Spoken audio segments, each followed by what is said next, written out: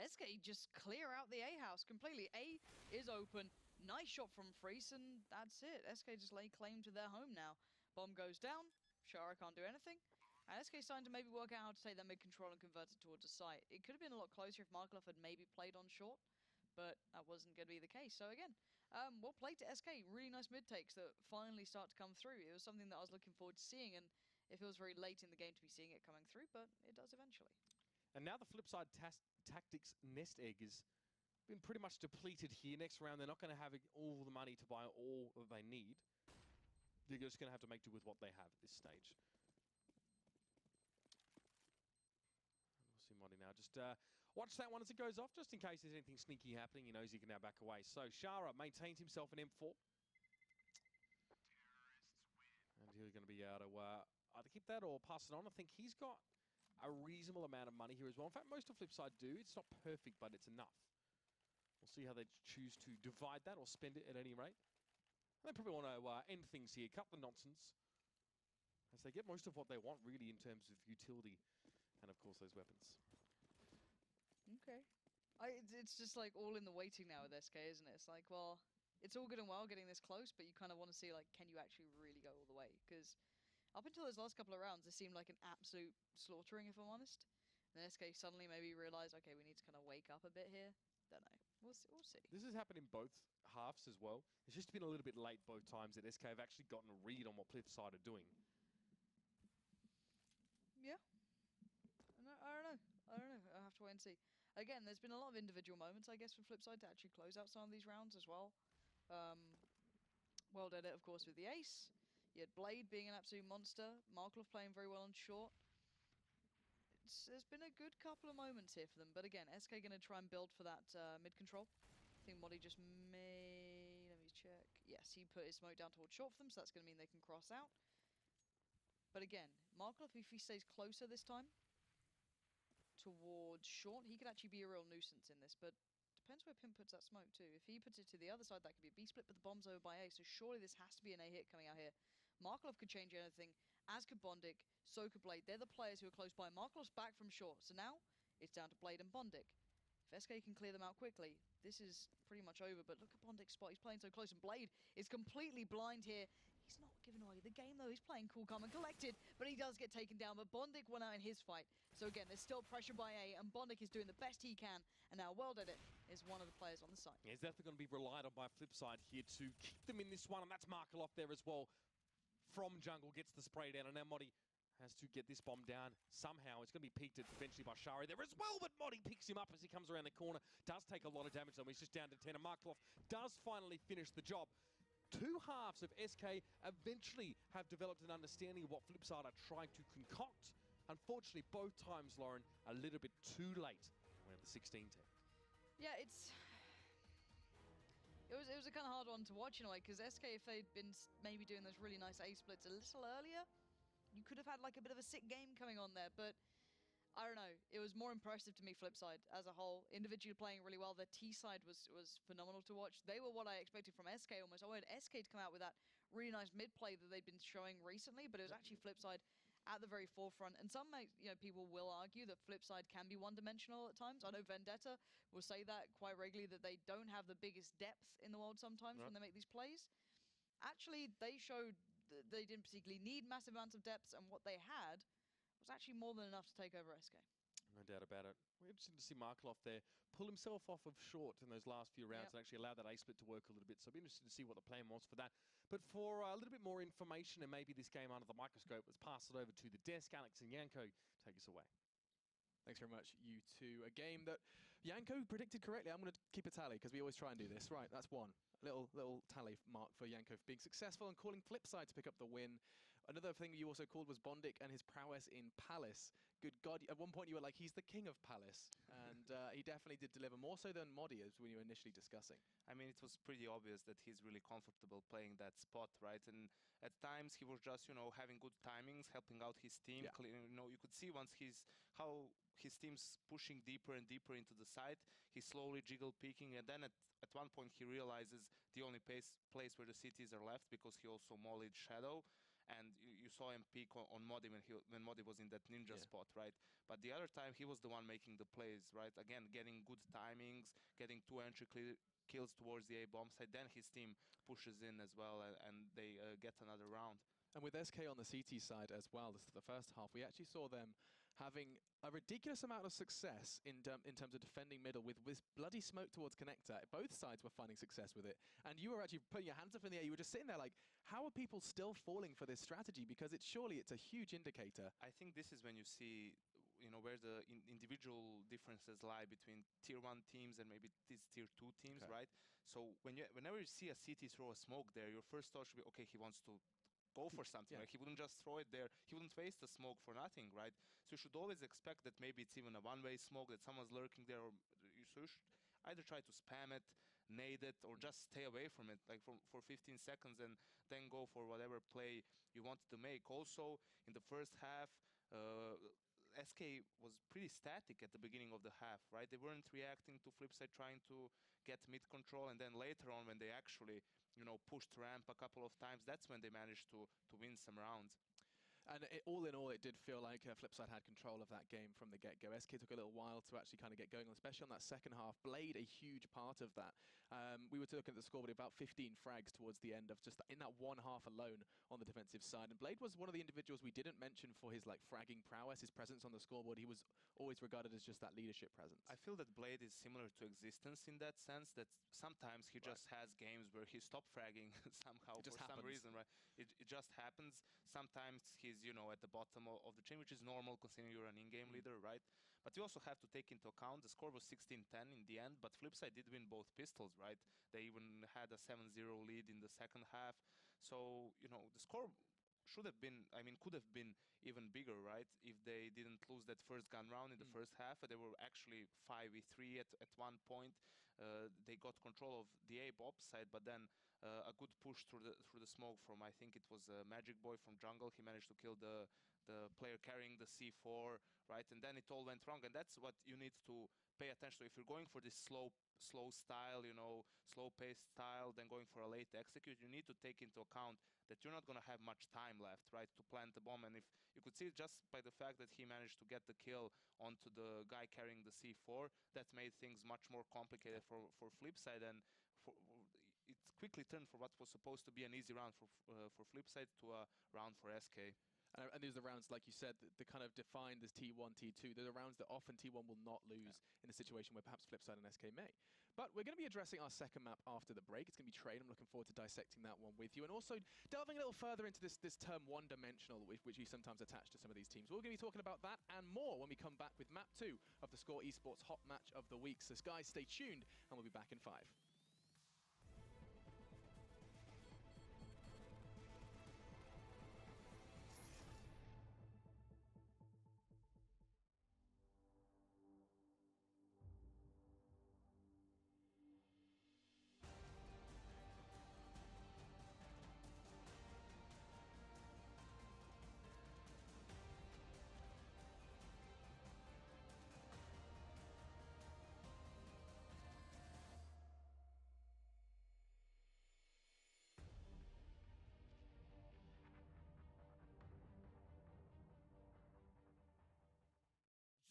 G2A.com, the best video game store ever!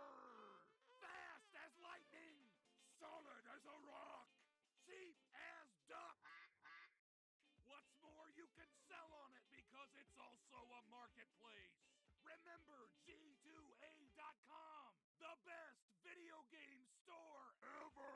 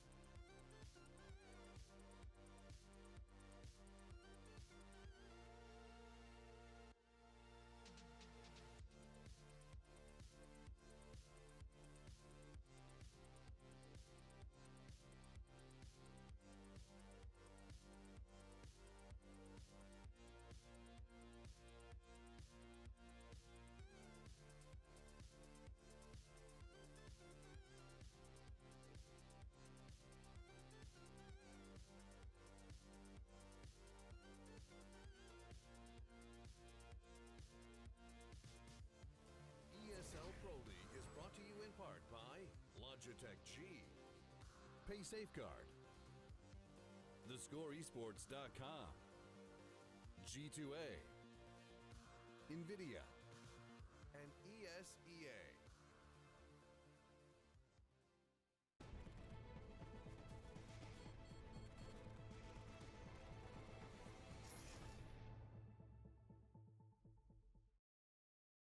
Welcome back, guys. It is CS time once again, and I'm joined by Janko once again. Unfortunately, hang on, Janko Pau. Oh no, wait, I wrote it down. Wait, Janko Paunovic. Can we just talk about CS? I smashed it. Yeah, right. You can call me Janko.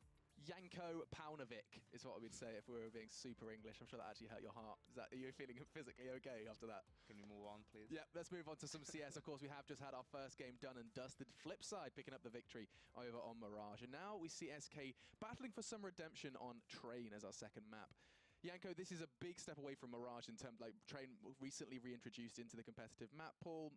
I'd like to know your thoughts coming into this one. Just less about the teams, more so just kind of what we've seen on Mirage coming into Train.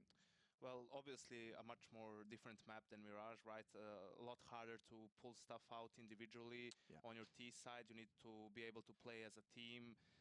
There's not much map control that the CTs can get, right? It's pretty straightforward. You have the B holes where you can maybe, push, fight for it, and Ivy, and the rest of the map. It's pretty straightforward, just waiting for the Ts to execute something. You can either play close towards ladder or mid, or you can play a bit more far back. I'm looking forward to seeing this one, just because the more we see Train played out, the more we see people trying to innovate on that T side, and every single time, usually you get something a little bit different, a little bit special. Between these teams, I'm not sure how often that's going to happen, though. I mean, it is like you mentioned the flip side being one-dimensional at times and so on. Their play is similar to Navi's in a sense, a bit more slow-paced. Taking map control, being methodical, then going for an execute later on in the round, and that's all fine. But then if you get too predictable, then your opponents can exploit that. You need to change the pace every now and then, so that your opponents don't know what to expect from you, right? And okay, so T side, you're changing the pace. Are we talking like just putting out T-Con, like just going fast? Yeah, going for an outer rush is a really viable option on Train as well. Yeah. Simply because there are so many different angles. You can smoke off certain places. There are a couple of good Molotovs you can throw as well. And it's hard. That's why you see CTs most of the times at the start of the round, they have 4 players towards the outer bomb site, right? There's only 1 player alone on B holding a incendiary or a smoke, just spotting if they get control of B halls. Exactly because of that, because it is so viable, and you want to have 4 players there to be able to defend it if that happens. Makes a lot of sense.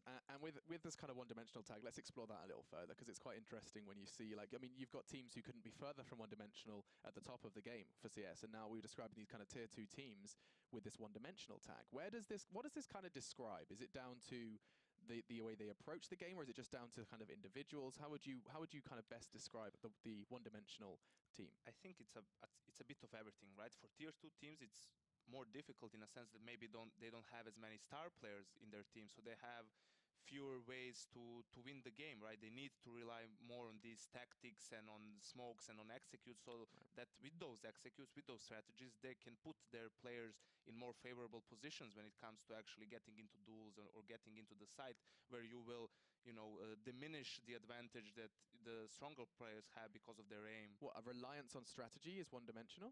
No, that's one. I mean, that's why teams become one-dimensional, right? Because they maybe in the other style of play, they wouldn't have as big of a chance to win the round or win the game and so on. So you first need to be.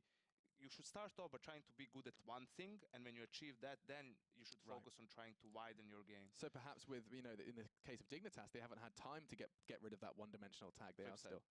Sorry, Flipside. Excuse me. Thank you. Not Dignitas. Where am I getting that name from? It is, of course, SK. There is another Danish roster.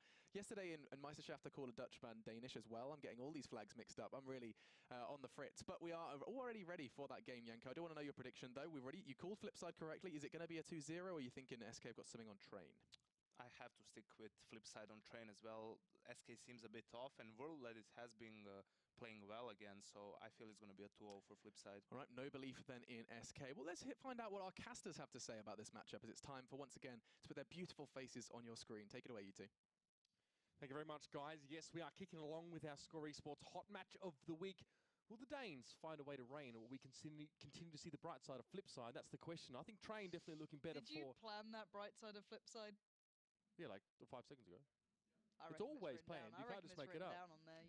I wrote Ripside on here, but there's not going to be relevant so far, is it?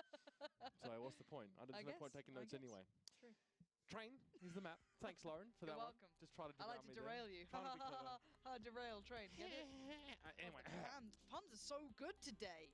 that's great. Let's get back on track, Mitch. Thank you. So, of course, this map looking better for Flipside, 8 and 6 in recent times. Train, yeah, I mean, they lost to Ancient in the Malmo qualifiers, of course, and they won't be going to be there, but they're going to be at the major, so let's see how they shape up on Train with that just around the corner.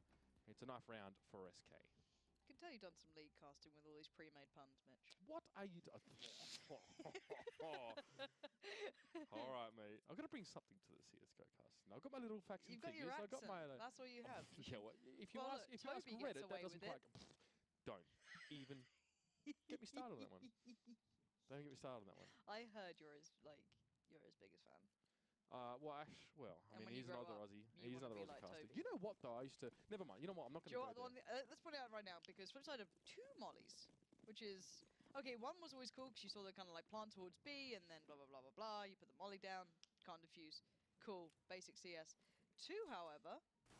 kind of looking forward to see where they put this. So, it looks like a B hit as well, so this could be really interesting to watch. Keep your eyes on Bondic and Blade in this.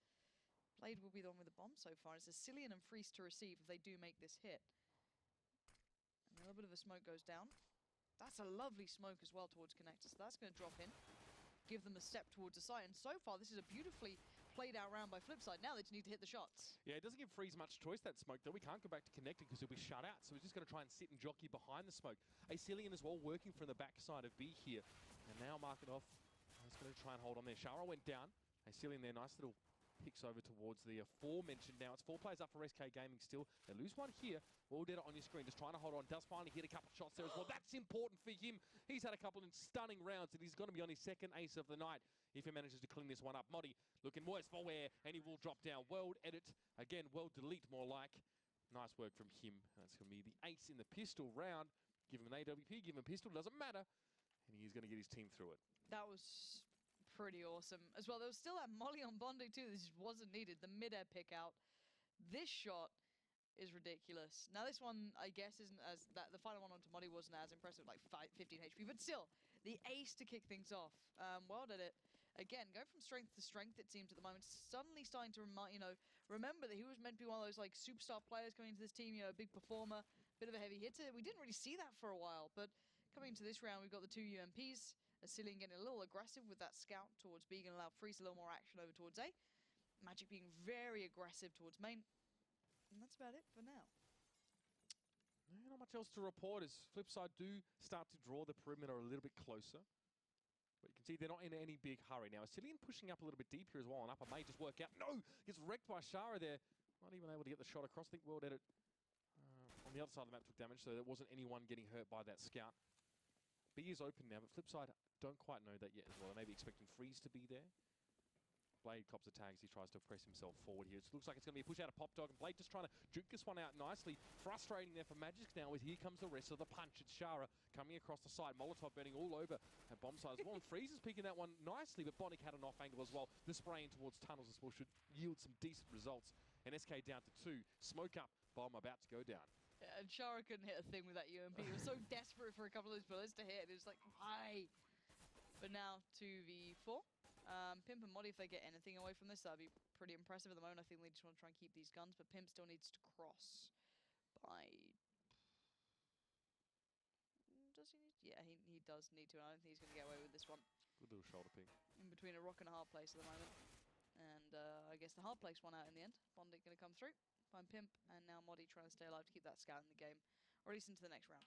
Yeah, 2 scouts brought up for SK Gaming there as well, and neither having the greatest effect. I think it was a tag earlier on onto Blade, I think, over at A. And we saw what Shara did to, I think it was Cillian wielding his scout. Perhaps it was Magic. Either way, that's going to be held on to for the time being. But Flipside start things off nicely as well off the back of the pistol round. Again, a pretty clean 2nd round there for them now. They can buy up a lot of utility there. Probably going to stay on those Galils and UMPs here. Just well did it with the AK-47. SK completely clean barring the scout that Monty had. So again, going to be a little bit difficult to do anything with at this point. And I'd hope Flipside could just kind of take it, you know, as one. And there you go. So we're going to see the play down Ivy from SK. Just going to try and do something, basically. Do anything they can. And if I'm honest, on CT sides, I actually prefer teams to do this, like stack somewhere, try and, you know, work something out. Because individually, you're not, you know, you're more than likely never going to get anything done, especially with just a USPS. So you might as well just try and pile up, create a couple of, you know, crossfires here and there, or just try and push somewhere together so you can maybe get a gun away, make them reinvest. If they get one of the rifles down from Welded It, awesome. And Magic's found Markelov, so even better. You know, if it costs a little bit of reinvestment, that's perfect. So at the moment, Magic now into that situation where he just wants to be a little bit more integral to this round, but I think he's all but done here. And there you go, Blade will find him, so found one in the end, and that's all she wrote. So Flipside getting the first clean 3 rounds. Yeah, not much to say there. I mean, SK Gaming didn't really pay for that round. They got 1 kill away, so that's fine. Now, of course, buying into this one fairly heavily, and Freeze with the AWP pretty much straight away. Let's see how that one works out. Already Welded It has found himself 7 kills across the last 3 rounds. And of course, he's going to trade up for an AWP as well. Bondic and Blade holding on to the Galils for now. See where they set themselves up here as well. It looks like Markelov will be the man to test Ivy. And Freeze coming forward with the AWP here as well. Normally he'd be sat where Modi is sometimes if he wants to be a little bit more defensive, but he's definitely looking for something as Welded It is much the same. Going to be joining up with the rest of Flipside here, working on towards B. Now, quick rotate from Freeze. He's got himself at B. Acilian's going to be pressured here as well. He's in that standard corner there. Flipside not really laying the path with any utility there at all, trying to play ahead of their smokes and Molotovs, and not really working out there. Freeze gets a pick as well, and Acilian holding on. But Blade snuck down, and he's getting the bomb planted, so benefit, and then some. Going to at least get the time working in their favor. Going to smoke out one of the approaches, try and lock down some of these angles, and Blade going to try and get a little bit of a sneaky peek above it, and he spots out one. Going to get a good tag down, but he's struggling to get the final kill, and he will be overwhelmed in the end by Acilian, leaving just Markelov alive. He does have the molly to deny the defuse, but actually the smoke utilized to extinguish that. Good shot towards Magic, though, but he's going to have to find a lot more, and that's a good start. Is now left into a 1v2. He's going to need to find Acilian quickly, as already Modi was on the site. And the defuse is going to come through, even though the last 2 didn't have a kill. Yeah, Markelov had time to shoulder pick that door properly and actually try and go for the battle there. But he may have expected SK to have invested in towards a kit. What do you think, Lauren? I mean, we saw Flipside actually approach the B site there as well clean. They didn't really lay down any smokes, no flashes, went straight in. Acilian got a pick, then Freeze did as well. They had full inventories of utility and didn't really use any until the bomb was planted. Well, the point is, normally, like, people in Acilian's position, you're kind of just sat there with either a smoke out in your hand or a molly or something like that, because you want to stop the bigger push once you see the smokes come over. So it's not a bad plan to do it, but it was a bit, I guess, unfortunate that Freeze, you know, if you're a Flipside fan, that Freeze had already cheated over earlier, because there was, I don't know, maybe they just read well into this A play. So not uncommon. No, like, so Freeze will generally come back around if they see no indicators towards A quite quickly, just to maybe support Acilian for a second. So I wonder if he's going to do that soon. Especially with the double AWPs. They've got Modi with 1 down by Ivy, so they don't really need... Well, you can never get enough AWPs on this map, I always feel. But Acilian will need support soon as soon as he starts feeling a bit pinched here, Freeze has to come over, which is what he's doing now. So as soon as you feel any sort of pressure, you have to have that player being close by. So again, the one thing I think it was JW, I'm not sure actually. Get Right, I think, got caught by. I'm trying to remember which game it was. There's a wallbang right to where Acilian is, or like on the right corner of it, that can be absolutely devastating, especially with an AWP. Wasn't it Fnatic versus Envy where they just wallbanged onto it perfectly? It was Apex or Shock sat there and just got you smashed. are right. It was the Envy game. So it was one of those guys down there. So yeah, it's a little bit of a tough one. Acilian's playing a little bit different. He's playing that position where you can molly out if you saw anyone, but no one coming there. Again, Flipside playing very, very slowly, retaining their utility. It looks like it's just going to be not a standard A hit, but the smokes are going to go down to it, so it looks like they're going to play off the back of it. But again, the bomb's yet to commit. It's coming down by pop, so again, Magic's going to be the one to watch this, and those smokes are pretty darn good at disguising what Flipside are trying here. They're down to 25 seconds, though, Mitch. This is very late in the day. Now, hard to see there. Freeze saw Blade above the smoke, got him through, but that's an 8 on towards Shara. That catches him out. And SK kind of fancy a slower rate of play for themselves as well. They just sit back. Now Freeze goes for the peak. He'll miss that one, and that's an important one. But Welded It doesn't have himself an AWP or life, for that matter, as he does eventually get picked off. And Freeze has an excellent round there. 4 kills for him. And gravitating a little bit between A and B, but that was a very disjointed push for Flipside there as well. Once we saw the utility, the smokes come down, the push out of Pop Dog was incredibly slow, I think, and it didn't even come until after Blade had already been shot over at the tunnel. Yeah, and And again, they didn't really draw players towards B. Freeze was in the right place pretty early, so I don't know, it just didn't seem to work out at all to what Flipside would have wanted then. And it's not bad doing, late in the round hits, but I guess 25 seconds almost too late there, because if you lose out on one, it's so hard to recover the bomb, and trading out and getting to the site might actually end up being against you at that point. Maybe the 40 seconds would be better at this kind of position. And again, a bit of a default here, maybe going to equate towards an A as you've got Blade, Order, and Shara towards the dumpster where you can do the smokes towards. And again, though, they don't have that many smokes and much to work with. Wilder down to the P250 so he can get the AWP next round or in the future. Everyone else just on the rifles. Wilder just sitting back. It's Markloff and Blade to be testing Modi down by Ivy. Dangerous game to be playing, especially when Freeze is there. Freeze finds Blade and Shara readjusting.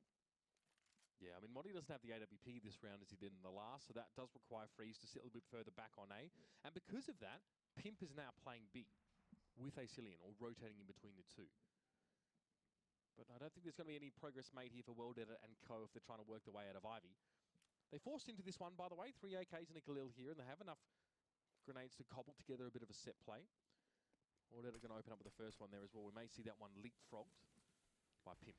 Yeah, and I much prefer the 40-second hits that they're doing now. It gives you enough time to actually work through, rather than depending on the 20-second smash. But again, down to 30 seconds here, barely taking a step out. Pimp's going to have a great time of it. The bomb's now down.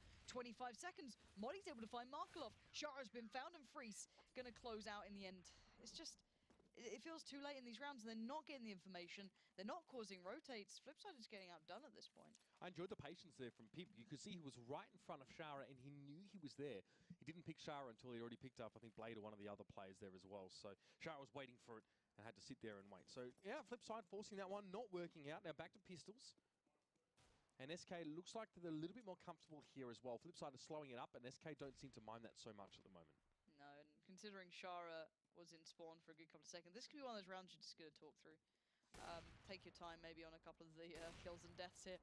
Just because you want to just have a little bit of a chat. How do we approach it in the next buy round? What's been working well for them? Are we playing too slow? Are we not causing rotates? Are we not pressuring Acilian enough? Because as soon as you put a little pressure towards Acilian, Freeze will almost instantly come over. And bearing in mind, Freeze was one of the players to be quite impactful towards that outside. Could be quite imperative to actually get him to maybe pull over. Then maybe could we do a slow spit? It's all of these small options that they now have building up. Exactly. And to be fair, in all the rounds prior to this, Flipside have had a lot of options for either shutting down Acilian or cutting him out of the fight. They just haven't really used too many of them. And this time might be a similar issue here as well. As a smoke towards upper, but Pimp is there. And Acilian doesn't necessarily always play the solo sides. You look at SK on Mirage, for example. It's Magic who plays B. He plays with Modi on A normally. Yeah, so I actually like Acilian as a player. I think he can be a very intelligent player. Like if I see him in clutches, it's actually quite an enjoyable watch. However, I don't think he's the strongest player on B personally. Again, I'm glad when he proves me wrong, but I don't know if he's as he can't be that Zipnix. He's not that player, if that makes sense. And again, Pimp's going to be pushed up here, going to be overwhelmed soon. Actually, will lose out on the rifle, which is actually a big loss at this point. And if they get the plant down, this is a very good round for them. Good spray down by Acilian there as well. Finds 2, and that's just Bondic left now as well. He will also fall in short shrift, and that's Magisk there with just one coming in from that A side. And just as we were talking about Acilian a little bit in the last round, he managed to hold his ground quite nicely there as well. Got himself a couple kills, and hopefully locked Flipside out of that one.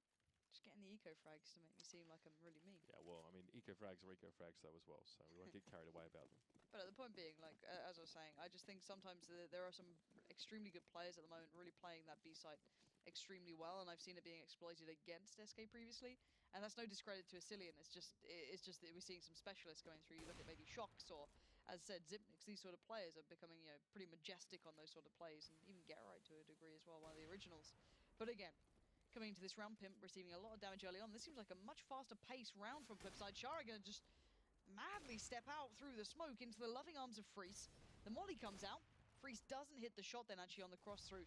That was Blade actually jumping out with the bomb. So again, this is much quicker and actually getting much more progress. Yeah, Blade gets himself just up on this ladder as well. So already past E-Box is damn good progress you're making if you've got an enemy watching the whole site. Now, Freeze is going to get pushed in a second by Markloff. He wasn't ready for that one. I think he was looking straight down towards Worldeditor. And that's a great little surprise play from Markloff. Now, Pimp finds himself surrounded. It's Magic's now back in towards Connector, but the bomb's going to be planted directly on the other side, and he might at least be able to get the jump on towards Blade, but a plant is a plant. That's well done it there. Takes down Magisk. Acelian now starting to wake up. He comes across from B, getting himself in a pop dog, but well done it. Waiting for the shot, pulling it a little bit too early. He's going to be pressed from the left.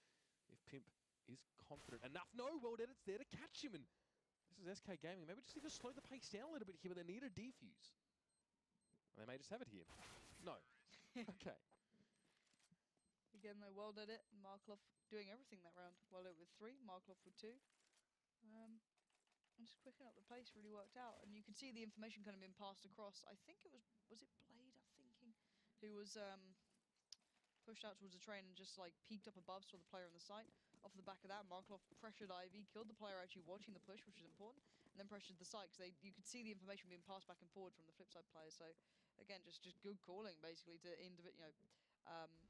single out the players on the site. So Markloff again being the player to work down Ivy. Modi has been a consistent player there. Bondik trying to pressure Acelian, trying to maybe get a little bit of like, Freeze or someone want to come over? Yeah? No. Freeze wants to stay and wants to hit shots. He's found Shara. He's been a little bit of the sacrificial lamb so far. Traded out 1 for 1. T-side generally will have the upper hand at this point. Let's see if they can use it. Modi not opting for the AWP here as well. They're not feeling safe enough to go towards where Freeze was, and that's Blade getting caught out by Magisk. He's often on top of that carriage there, and this time it doesn't pay off. Again, Markloff, I've really got to hand it to him. Very, very hard to play their position in Ivy, but he's overcome Modi more times than not in the last few rounds. It's very, very important, but Magisk will be there to pick it up, and that is sharp as attack, Markloff, to pick him off. And now, SK Gaming only got 2 players. One, Connector and Pimp sat on that radioactive train here as well. He's going to be spotted or at least seen by someone. He can actually get towards Bondik as he just sidesteps around the smoke. And then we have a 2v2 here as well. Well did it. Going to work with Markloff here, who seems to just want to get himself set up towards the back. And that's Markloff there finding Pimp, although well did it wasn't far off. A B push is possible here as well with a 1v2. 2 flashes as well for Flipside. So they can work with these a little bit there. Now well did it's down. So it's Markloff via Acelian. The 1v1. Markloff doesn't have the bomb. That was in Acelian's hands. That's dropped. Sorry, that was in World Edit's hands. But he's dropped it. Markloff has to pick it up. And look at Acelian going around the world. He knows that Markloff's going to have to keep a close eye on that spot. And again, this is what I was saying about Acelian earlier. He can be a very smart player in these situations. He's ahead of the timing that Markloff expects. The bomb's going to go down in the middle of the train. A relatively safe plant, but you'd assume Markloff will back into what Acelian's watching, but Acelian doesn't land the shot. He needed to hit that cleanly. And now it's brought back a possibility for Markloff to shut this one down. Markloff now has that information as well. All the effort that Acelian did, just traipsing around the map now, gone to waste as he's being read into quite easily from Markloff as well. And this time Markloff actually had the element of surprise, and Acelian turns that one around. Not sure how he managed to get away with that one as well, as he did give up the game, but still, he'll get the round for SK, and they go ahead in this one. I don't understand that. I really don't. It's like Acelian played it really well. He should have hit the earlier shot. Then Markloff should have hit that shot every day of the week, and they whiff it, they're both whiff, and in the end, the less whiffer, I guess, at this point, is Acelian. It's like, hello? No, okay, funny, because Markloff was very, very sharp actually working through Ivy that round, but it seems like he'd used it all up in the early stages. I don't know what to say about that round still, it baffles me. Mitch, I'm absolutely baffled. But we might finally see Acelian actually get some early round action. He's actually not been tested that much on B. There was a couple of rounds early on, but then beyond that it's been a little bit quiet. He's put out one. There goes the molly. Be able to line him up, and last time we saw Devil doing pretty much insane work from that, but Acelian gets caught out there. Goes down to word at it, so that means that maybe a plant could come from this, but it's still getting pretty tough here as the CT side is swarming over it pretty handedly at this point. Leaving just 2 standing. Markloff has got himself a gun though, and that's been taken away pretty quick. Yep, just as he gets his hand on it, it's taken out of him. Freeze is having a much better game actually. He's controlling really well, especially his A-side presence. I mean, he's dropping a couple times to World Edit, but he's doing damage before he drops down. That's quite important. He's got 2 for the round there, and we see Modi finish it off, and Bondik falling over. So A and B hits not stellar for Flipside. I'd like to see Flipside try another gun round hit towards B here. Their A's been a little bit awkward. They do manage to get a plant down. To be fair, it's often off the back of Markloff actually stirring stuff up there through Ivy, getting 2 kills and leaving SK very light on the ground. Yeah, 6-4. Again, I don't know. You know, Na'Vi, everyone looks at Flipside as the mini Na'Vi. in a way, without the firepower that Na'Vi has. But we are seeing that actually a couple of the players are stepping up. Maybe not Markloff if we looked at that last round, but outside of him, we're seeing a very powerful World Edit. Whether or not that lasts is yet to be seen, and probably very unlikely to this caliber, but we can hope so. Again, now we need other players to find that sort of form here to keep Flipside with this T side looking pretty close. And again, if you keep these rounds pretty close at this point, that's a really good T side. Very few teams are as proficient as your Na'Vis on their T side, so you're not going to see that every single game. So 4 rounds isn't the worst in the world. Couple more, they'll be very pleased with this. Nade's coming out. Again, though, Flipside running that clock down, but going to go on about a minute here. Already one player stepping out towards that train. Will be in World Edit. Look how close Pimp is, and the timing is awful. World Edit catches him out, and that was just poor timing on the flash. It does happen as well. He had that one in his hand. He was going to let it go, but just too late there. Molotov towards Popdog. Modi's actually been able to survive so far here in Ivy with Markaloff down, but now he's smoked away from the action. It's Flipside now starting to collapse on towards his A side here. Freeze trying to pressure, at least just trying to hold, get someone down before they go for the retake attempt. But there's Modi, springs forth, he gets one, still drops down. World Edit now replying, but Asilian cuts him to the quick. 2v2. Markaloff not involved. There's a chance here. Freeze going to try and edge in, clear out the trains. He spots one on the jump through, but will he expect another that close by? Hopping up on towards the train, going to spot down one. Doesn't connect as quickly as he needed to towards Blade, and this has suddenly become near on impossible for Asilian. The time is ticking so quickly now. Asilian has utility to work with as well, but that HG's not going to do much for him. He might just grab an AWP and get the heck out of dodge. Ooh, just gets away. 5 points of health for him now. Bonic wants to chase him down. He probably will be able to do that. Asilian tried to hold the angle. He knew he'd be pursued, but unfortunately a little bit too slow on the trigger finger. And that's a bit rough for SK Gaming there, but Flipside definitely getting a much-needed round. Look at the money for SK here as well. It's not great. No, it's not great is an understatement. It's absolutely poo, if I'm honest. 1.4 on Freeze. I could have gone for a stronger word. Didn't. I'm behaving today. Yeah, you dropped the biatch earlier. You know what I mean? Yeah, but see, I went with the iatch, so it's. Oh, that means right. it's okay, does it? Yeah, totally. If I just like mispronounce things a little bit, is that all right? Exactly. Okay. I don't see what the problem is. No. I think it's a good theory. Pim wants to execute Modi, just like. What if I said my mouse broke? What would happen if I just took the shot? Again, though, Flipside, whenever they're against SK on a bit of a lighter buy, and even when they have a lighter buy, they like to go B at this point. It seems to be their comfort site at this point when they have no worries, really. So Asilian going to be the one tucked under, it seems, maybe by the spindle here. I heard tiramisu from Alex, and it really confused me then. Shara going to be stepping out. Asilian, Modi, everyone's rotating over, so at least they're going to be here, but again, they have nothing to work with, just USPSs. It should be very good. Yeah, Shara just trying to tap away from upper there. Doesn't get anything, but World Edit is able just to pick those kills up, and so is Bondic. It's just Pimp. Yeah, no VIMP. You're dead man. It's Blade coming through. That bomb already having been laid down before that one there as well. So as quickly as SK did rotate towards that one, it's Flipside get it on down and hold on. I really wish Pimp had buy-ins of like said song. Oh yeah, that'd be right. That'd be amazing. What I love about it as well is that he's obviously doesn't represent the standard cultural representation of his namesake. So Yeah. I enjoy that juxtaposition.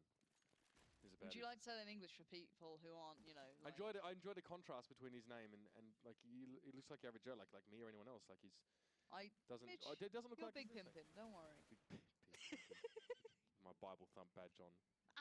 Brilliant. You're a massive nerd. All right, Magic. You must have nerd, Mitch.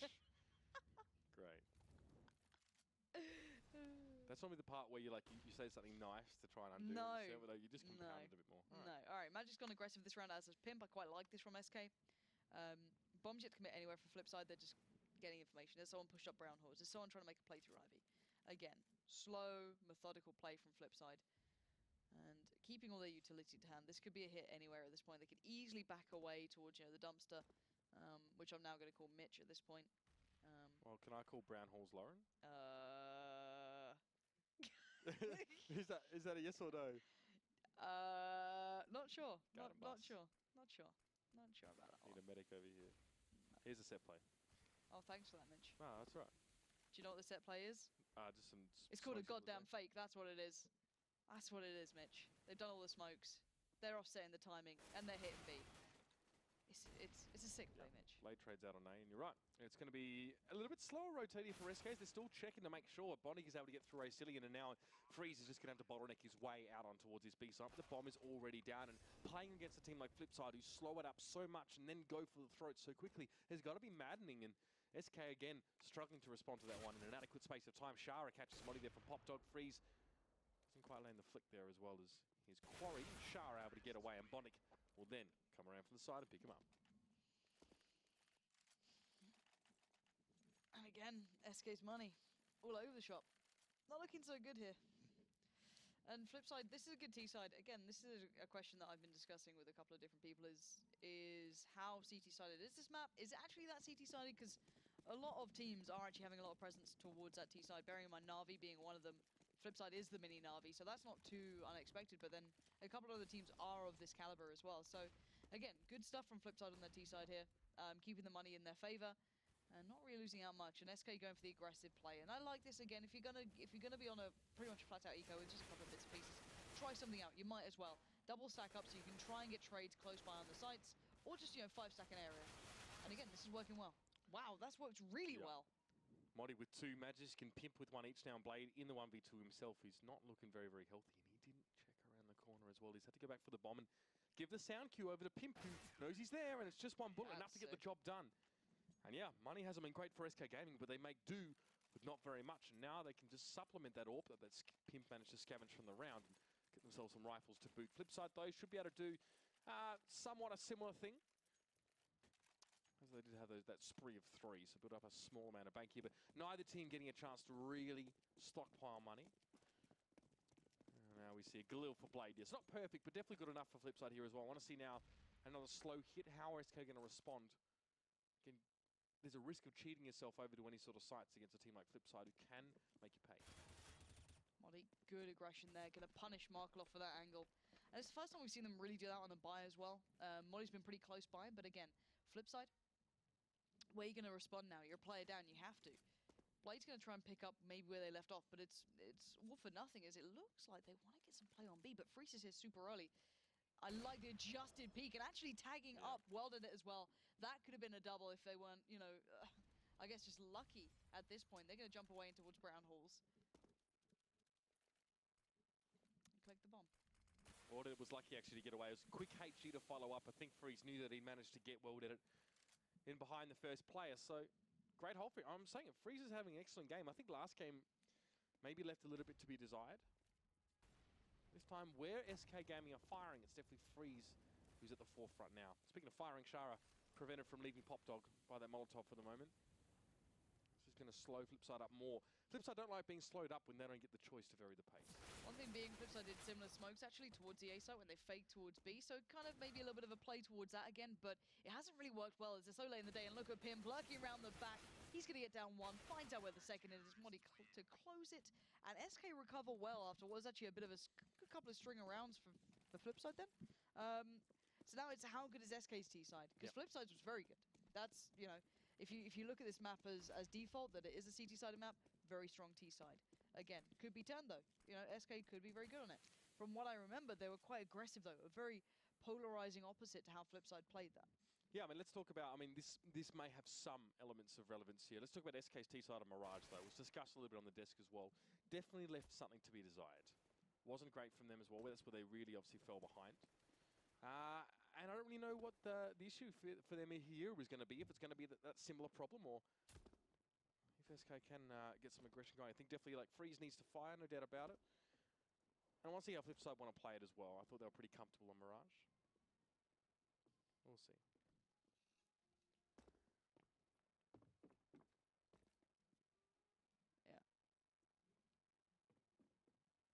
SK, if we I guess try and get some comparisons between Mirage, it was just such a slow build up for SK. It was like into the gun rounds they were pretty average until they seemed to get the understanding of how Flipside like to play their CT side. And once they worked it out, okay, SK started to show a little bit of something, but it took so long. By that point, Flipside were already basically on match point, so it kind of seemed a little irrelevant. God, words are really hard today. Why do I have this job? Twitch chat is right. Who would have thought? No, words are hard. But yeah, I'm hoping SK can just get into the mindset really quick. At the end of the day, you can say it's a CT-sided map, but it doesn't really matter at this point. If SK are just as good on their T side, then it's going to be a great match. However, I'm not sure if they are. I I'm feel not as though that may confident be for the it, to be point. honest. Yeah, considering how long it took them in Mirage to get warmed up into it, I hope that's not going to be the same issue here. Because again, Flipside CT side was very strong initially, and a unique start going for the 3 players with utility. Blade being the one with the kit here, but the smokes and such with Wild Edit and Shara. And on the other side, Molly with Magisk, and the rest of the utility with the Cillian. So it could be a B hit at this point, or they could just adjust it, drop that Molly elsewhere to clear a corner or two.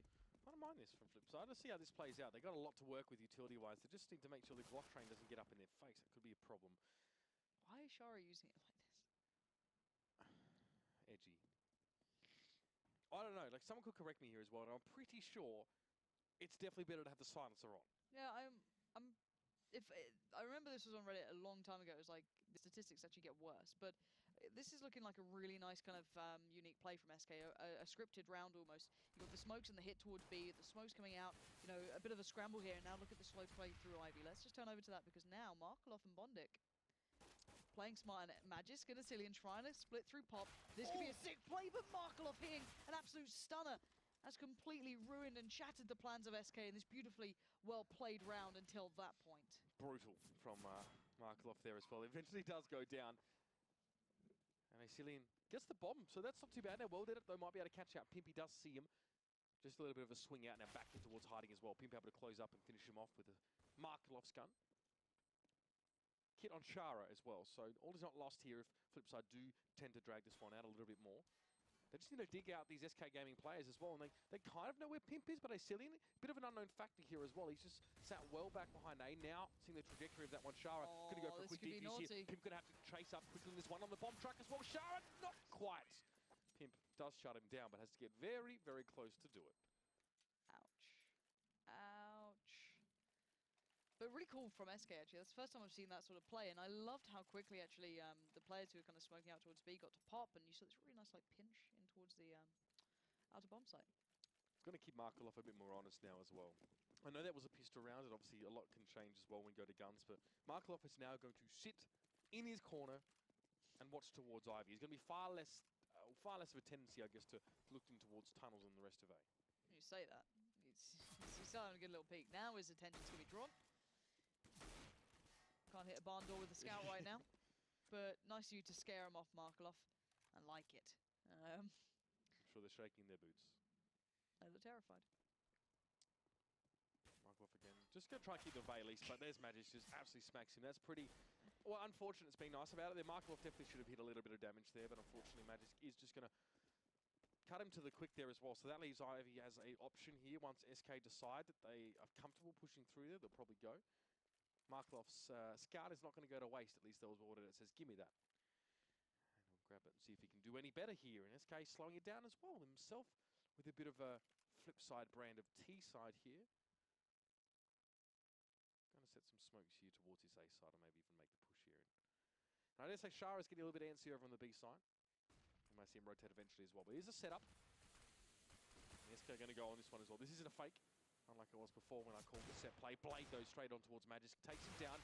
He's going to get traded into there. Modi from extreme range there, actually, with the MAC-10. And Bondik is...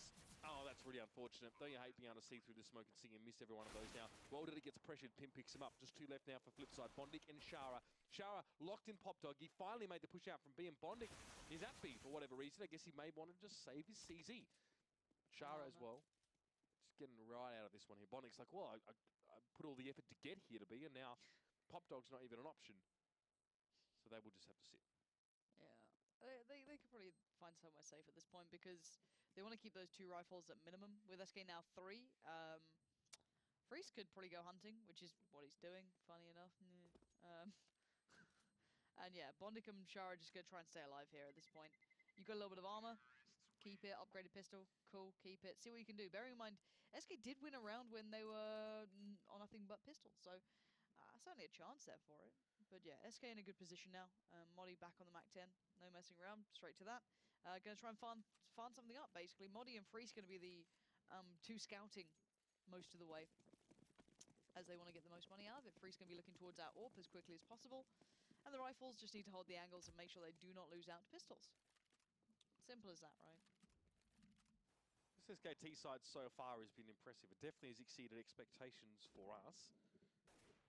See what they can make happen here as well. Remember, these guys have already got 13 losses in the Pro League now, and it's, well, getting dangerously close to the relegation zone. This would be an excellent feather in the cap, or at least something to keep them and their heads above water. Right now, again, slow play. Bondik now as well. We'll be receiving a bit of action here. There are a couple players above him. Doesn't look like it's a B push here as well, especially with Pimp and Magisk both being dedicated over towards Ivy and Freeze actually having sat back here. So Blade now, again, just trying to peek. Bit of a strafe peek, if you can call it that. Now we'll see the smoke coming as well. Might try to play ahead of that one, no, but he's forced away and fully flashed. So that's going to allow some progress up Ivy for Magisk. He's just going to punch straight down that one as well. They know they have Flipside outgunned at this stage. Now they need to put them to the test. The flash goes on, and it's perfect as well. Pimp and Magisk combining nicely, working their way towards his side. Well did it now. He's got a world of troubles to deal with, and in fact, it's going to be Freeze. I didn't even mean to do that. Unfortunate. Freeze picks him up. And I much prefer the way SK actually played their kind of force-up-ish pistol rounds. Either the 5-play stack down towards Ivy, or maybe just, the very close trades on the site. You can see that Flipside played it not necessarily default, but they were, playing a little closer towards the side, but not as close as SK were for those immediate trade-outs. So again, SK starting to, look pretty decent in this, but Freeze still with you, MP? You going to stick on that? Well, I'll be surprised considering how well he's... They won't have head walking armor, with. so it could have done something, but probably not what you want to be doing at this point. 7 to 11, it's not exactly like you're smashing the opponent. They want to keep it well into check, and again, this is almost like that pistol... No, it wasn't a pistol. Yeah, it was almost similar to the pistol round. Can't wait for the Galil lane punch here. It's going to be glorious. As Flipside obviously expecting SK to have got rid of him completely, but no. I actually like the Galil. I do too. For like a weird bit of time, I was seemingly better with the Galil than the AK, which probably says something about my very poor aim, but for some reason I actually found it easy. Oh, but you're making the Galil work as well, which raises questions of its own, but... I like the Galil. We'll let Sleeping Lions lie, perhaps. How about that? Yeah. Freeze now as well. Freeze just spotted out Blade there, That too. little jump across. Yeah, Yep. Blade often likes to sit up top of one of those trains there, and... Blade's going to press forward this, so it doesn't matter that Freeze has seen a big tag onto that man now. Going to have to try and go for the peak, but Asilian does take down Blade. He's quite low, and his bomb is actually in the hands of Pimp this time at Ivy. But the problem is the Bondik's actually pretty solo on this. He's going to have to try and find like a safe angle-ish, or as safe as he can do at this point. As he has no control over these angles. So you can see his teammates trying to help him get to a better spot here, and now he's like, okay, well, the smoke's going to go behind me, but he's going to hear those steps. He's heard all those SK footsteps running over towards B. Wilder is instantly rotating. Markelov's on the way. Bondik's around the back. They've read this well by just being in the right place and hearing small steps. So Shara is the important one here. Asilian's on the flank, sure, but Shara's going to receive all those SK players very, very soon. Bondik's going to see them go, but they're going to go before this. Asilian's found Markelov, Welder has found Modi, and Bondik has now just jumped into the lot of them, catches out a few, and now, can he find the last player close by him? That would be Pimp. I like this, giving a lot of ground here. Pimp thinks he's gone down Pop Dog. I think he's just trying to chase onto him. So should be a chance here for Bondik to get the jump. Asilian is there to support Pimp if needed, but not from this particular angle. That's it. 0 time, and that is it. Bondik picks up Pimp there as well, and those footsteps, just the sound cue, a lot of information going to Flipside, and that's a great way to capitalize on that there as well. They get their first round for the half, and not a moment too soon here as well, as SK were just starting to get the steam train rolling. So, Flipside showing a little bit of life there. SK running it a little too late in the game, sadly for them. However, prior to that, it was very much a good show from them. They've been doing really, really nicely. But this time, let's see what SK do. They've got that same 2-player split down towards Ivy, which is Pimp and Magisk. This duo has been outdoing Markelov quite a fair bit of time throughout this matchup. And what did it early rotating over towards A? So you've got 4 players here for Flipside. And SK yet to fully commit. Pimp and Magisk, though, are gaining ground, and now here comes the backup. That's welded it. Pushes them back, but will that encourage them to maybe hit B now? That's a nice little tweak there from Flipside, actually, now bringing the 2v2 in Ivy, because we saw Flipside just sent Markelov there to do his own work on their T side, but SK consistently putting 2 players into Ivy, 2 players into Ivy, but Freeze and Asilian there will catch out Blade and Bondik as they together try and create an opportunity pressing against these T sides. This aggressive CT action not working out so great. I don't know if I like them giving away those kills then.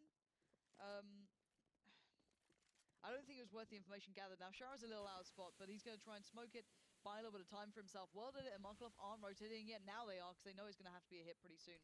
So it's down to Shara instantly, then World Edit second, and Markelov on the late flank. But Shara's doing a good job buying time, but he gets quickly removed in the end by Modi. Cross towards the side, tries to come out, and maybe a bit of a bait from Asilian to allow Freeze to cross through, scot-free, but World Edit is there, and Magic right in the middle of them, going to cause more issue than they can handle. There's now Markelov left in a 1v3. And he will fall as well. We're starting to see some problems crop up here for Flipside. Blade and Shara have been exceedingly quiet. Yes, World Edit has been playing well, but he's kind of the only player. Maybe Bondic there to a lesser extent, and Markelov struggling with 2 players being put towards Mid Ivy. I want to just bring that real quickly with you, Lauren, now as well, as we look like we might have a Flipside save. SK commit 2 players to Ivy pretty much every round by the looks of things here. I mean, what are your thoughts comparing that to maybe Flipside or just send Markelov there? How does it impact the rest of the map, I guess, for the T side? The thing is, keeping Ivy as an option keeps so many rotates available, right? Originally, for example, Na'Vi would try and split through Ivy, go through CT, and then do a B pinch. Okay, so you do that, you pressure everywhere else. You take him down, now suddenly Blade, World Edit, and Bondic aren't safe. It just causes stress around the rest of the map. So I actually prefer having 2 players playing there. Generally, for me, it's like, if I try and think towards, let's say, Envy, it's MBK holding it, and then maybe he'll have Apex close by. Yeah. And again, the crossfires become imperative. It's about one locking down the angle. I think Apex Dream plays it slightly deeper in towards Train 1, and then MBK a little bit further forward towards Old Hell, I guess.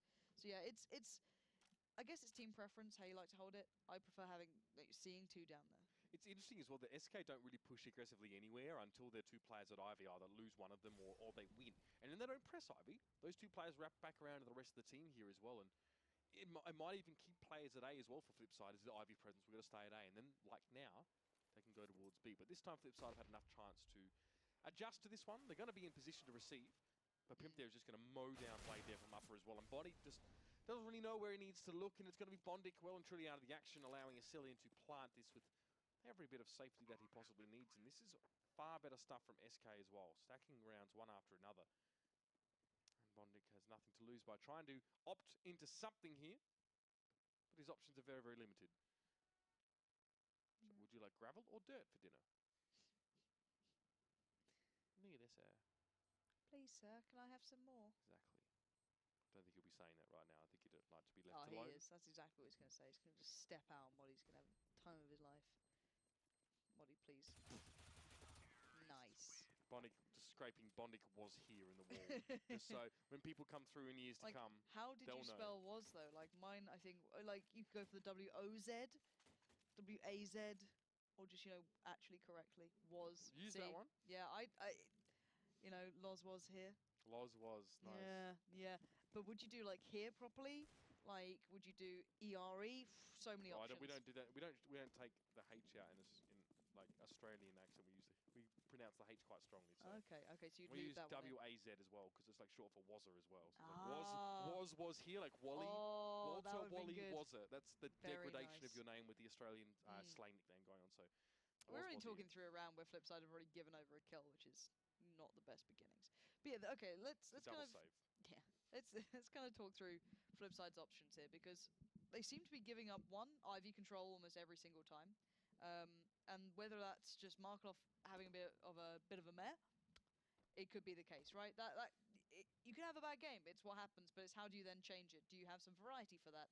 Can you cheat a player over? Because World Edit came over one round, it worked out well.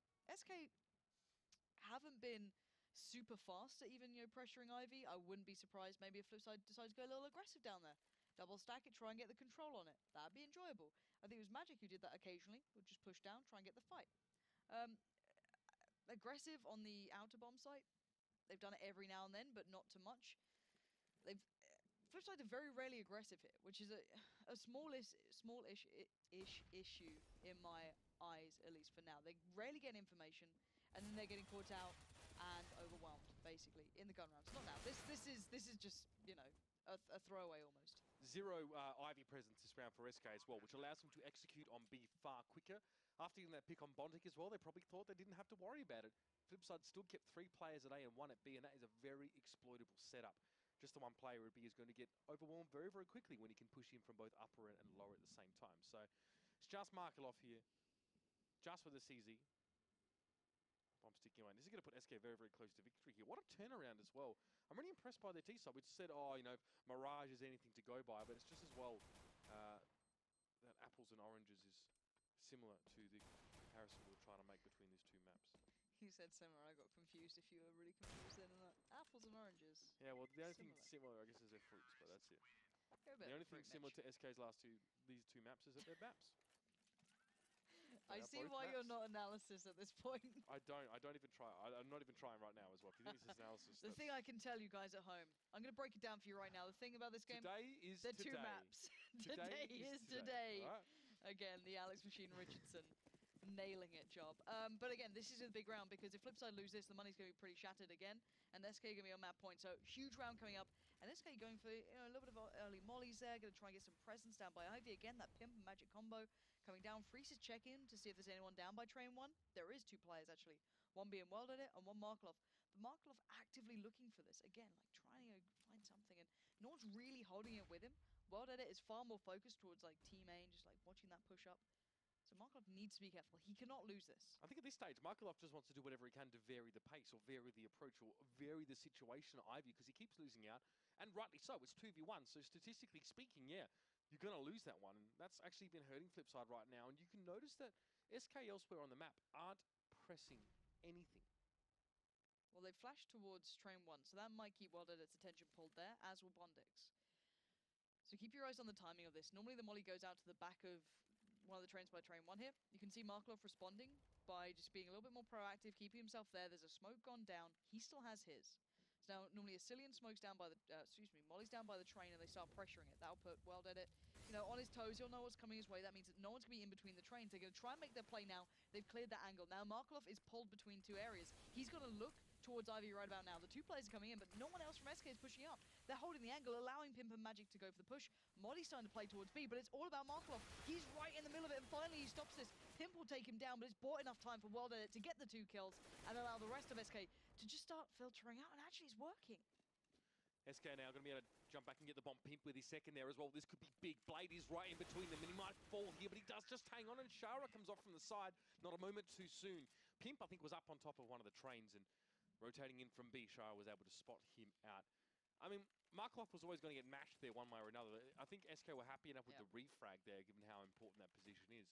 Worlded was full flashed on 2 occasions, sat on top of a train, and wasn't punished. He wasn't taken down. He had so much time to wait out the flash while literally standing on top of a train carriage. And then he just got to fire up. Well, it's just that Flipside were allowed to operate individually on their own. World Edit had the time to look down towards train 1 team main, and then Markelov as well bought the time towards Ivy. So that little combination was sick. However, will they be allowed that chance again to do that? I'm not sure. The money's still not great. Markelov actually on a Famous now. So the molly that normally comes out from Freeze would have worked. That would have pushed Blade out of position. Maybe Freeze could have got the shot, but they're not doing the same play this time. They're looking for something else. They're actually expecting aggression here. Look at it. Magic and Freeze are like sat back. Like, are they going to try and push? Are they going to try and do something a little cheeky at this point? No. They're playing pretty default here. So SK again going to run down the clock. It could be that line of smoke towards A possibly coming through. Again, it worked quite nicely last time, and again it could be the same. So Modi might be doing the pop flash down towards Pop so they can quickly get down there, not have to worry about someone, you know, playing very, very close by. There's the walls, the smoke going down. There was the flash towards Pop, and now here comes the play off the back. Blade, Bondic, and Markelov have to be ready for this because World Edit's on the way, and SK are already stepping out towards the side. Markelov still focusing on Ivy for the moment as well. He's so scared of the push through there that only now is he just responding to it.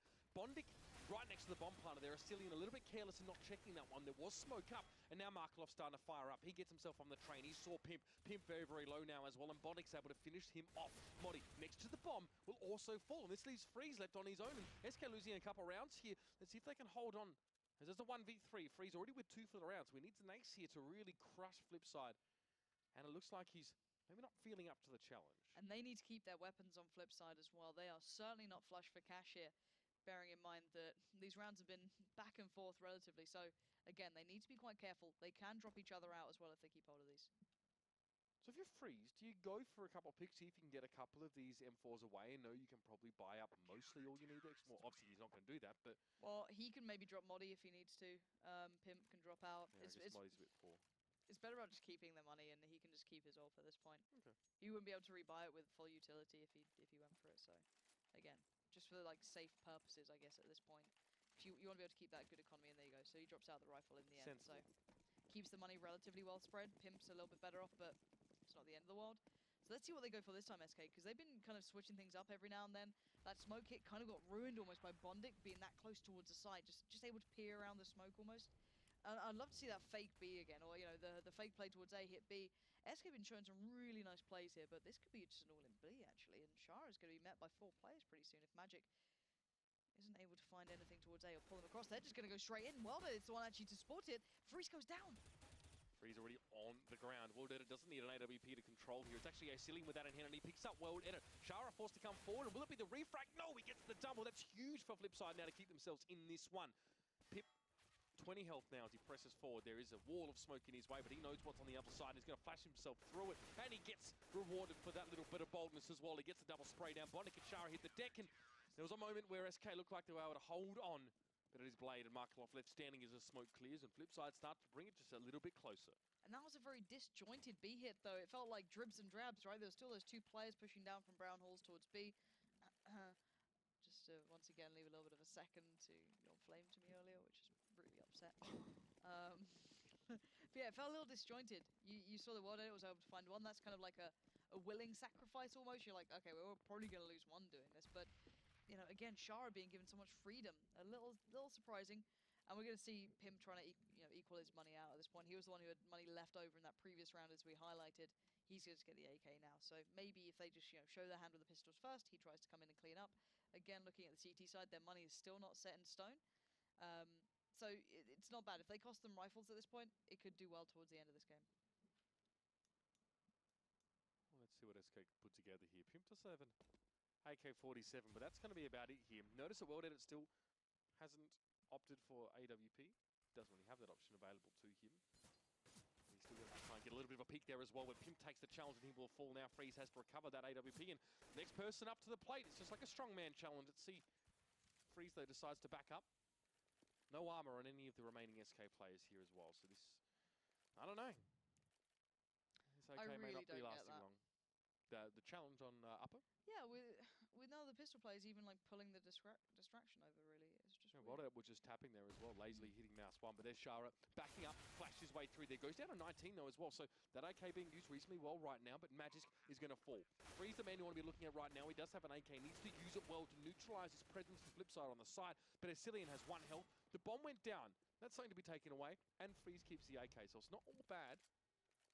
But SK definitely need to do this sensibly here. The bomb plant's going to help them in a big way now. Allow them to buy up next. And just try and shut Flipside down now as well, who are making a late run of it. This will be their 4th round in a row after only getting 1 in 7 prior. And all these players staying alive, means that their money's going to be great going forward, at least borderline great. Borderline great. Borderline great. It's safe enough that they can get AWPs, they can upgrade well enough here. They're in a good position. Whereas for SK, it's still not great. Freeze was able to drop out his rifle, upgrade towards the AWP, hence him saving it, still with some utility. It's still very close. He's on a bit of a knife's edge here, and it always feels like some of those last rounds are always the hardest. And SK is certainly going to be feeling that now. 14 to 12. You've seen some heartbreak from these guys pretty recently in the way these games have played out. But again, SK kind of shying away from what was working for them very, very well previously, which was that slow play through Ivy. Yep. Instead of having 2 men press it, it's Pimp actually sitting back closer towards his spawn now on long. Just maybe anticipating some sort of aggression here. SK have a very limited presence on A currently, so it's reasonable to expect that maybe eventually Flipside will push up, but wouldn't really expect to see that from them all that frequently now, as Magiskboy want to try and facilitate himself to press in towards Ivy. It's him v Margelov here as well, so that's probably going to be the big first important matchup. Now that Molotov wasn't quenched by the smoke thrown, so Margelov has to take 5, even though he tried to throw the deepest smoke. Magic's not going to be getting too much there as well. A little bit of a boost here inside Pop Dog. That's Freeze on top of Asilian. Looking, again, Blade likes to stand on top of trains. He does it frequently, but not this time. He's with Bondik on the A side. SK again, still poking and prodding, trying to gain information and try and make an informed decision. Time's running low, though. 35 seconds. It's not like we've got all the time in the world. It could be... It looks like an all-in B at this point. They did that fake last time where they hit, kind of head back over towards A, but it looks like everyone's here at this point, even the bomb is. So I imagine they're just going to go for this one. 20 seconds. They have to be kind of quick on this, but they're going to delay it for a second. try and sell it almost as maybe a fake here, but the players are starting to pour out. They're already out on the B side. Shara surrounded. He gave away too much ground there. Blade's going to try and stop them where they start, but 9 seconds remain. The bomb's going down. No one can stop it. And now it's a 4v3. SK need to hold on to this. Yeah, they took their sweet time getting towards B, but now it's time to bring the hammer down, and it's Magisk out in front. Can he work it, or is it just smoke and mirrors? He does go down as Bondic picks him up, and Modi, though, responds. Hesilian will be sitting on this bomb now as well. Close angle, perhaps unexpected here as well, as perhaps Flipside expects him to be more spread. But Markov cleverly finds Modi, but still gets cut down. His legs showed. Modi had the pick there at SK Gaming, go to match point. That's a hard-fought one. But it was a good B execute as well. Shara fell just a little bit too quickly, and the rest of the backup wasn't forthcoming nearly quickly enough. Yeah, I don't know why no one was spotting the push around the back of Shara, or maybe they were and it just wasn't communicated, or Shara knew that, well, I'm kind of done here, I might as well just try and do what I can at this point. And the money, look at it for Flipside. Wilder on a 5-7, that's certainly no hope at this point. Wow, yeah, that's kind of done a lot of damage there. So Flipside actually opting to go for a little bit more utility than buying the lighter kind of weaponry. So 4 players out towards A, and 15 plays to 12. This is SK very close to doing something very, very impressive. So Flipside, try and stall out. Going to use SK's tendency to slow their T-side train down a little bit this game against them if they can. Time has been an issue multiple times for both teams on the T-side. And again, it's another slow start for SK. Stall out with smokes. Keep SK at arm length. Flipside try and stay safe in their hidey holes for now until SK try and pull the trigger and go for it. So slow movements here as well. Very, very important round. You can see the tension in the build-up here. It's Pimped and Magisk. Again, we'll be testing Ivy. And Markelov shoulder peeking it there, hoping to see a stream of bullets come over his left ear to signal the presence of these two. Nothing doing just yet. Here's Modi as well. Himself up towards Brown Halls, and not much presence here over on B. Now, Flipside eventually can push through B into Brown Halls themselves. I think we might see World to do that, but Hesilian there takes down Blade, and this A entry looking like it's going well to begin with. Yeah, but World Edit could do something here. He's right behind them. He's right in the smoke next to Modi here. Oh and they walk past each other, and World Edit will get the rifle as well. Modi goes down, leaving in this 3v2. Bomb yet to be planted. Freeze and Pimp to do it all now. Freeze at least has the bomb as he makes his way across, but Pimp, his only teammate, is cut down. Freeze does manage to flick that shot as well, but he's got to know that there's more Flipside presence close to this bomb site. Taking a bit of a risk here, going for the plant. Worlded has himself a HG. There's a flash on Bondic as well. Plenty to work with here for the CTs. Worlded going to show himself as well, but Freeze might be blindsided to what's coming in from the right. Yes, Bondic was also set up on that train. A Flipside, keep the dream alive as well, with a bit of a ruck bite for them as well. A lot of investment into utility, and well, something worked, whether it was utility or otherwise. They're still in the game. That was just really nice play in the end in that 2v1 as well. You could see the player behind, at the back of the bomb site baiting out because pretty much Freeze hadn't seen the player closer by, so pretty much saying, look, I'm here, don't shoot me, please. And the other player, of course, the one to close it down. So 15 to 13 now. SK I guess just, walking on board the struggle bus at the moment to close out some of these rounds cleanly. It's kind of like it's on the other foot. Instead of a 5-7 or what have you with World Edit, it's the Tech 9 with Hesilian. It's a little bit worrying. But again, look at this play. It's Pimp and Magic early down towards Ivy, but not committing.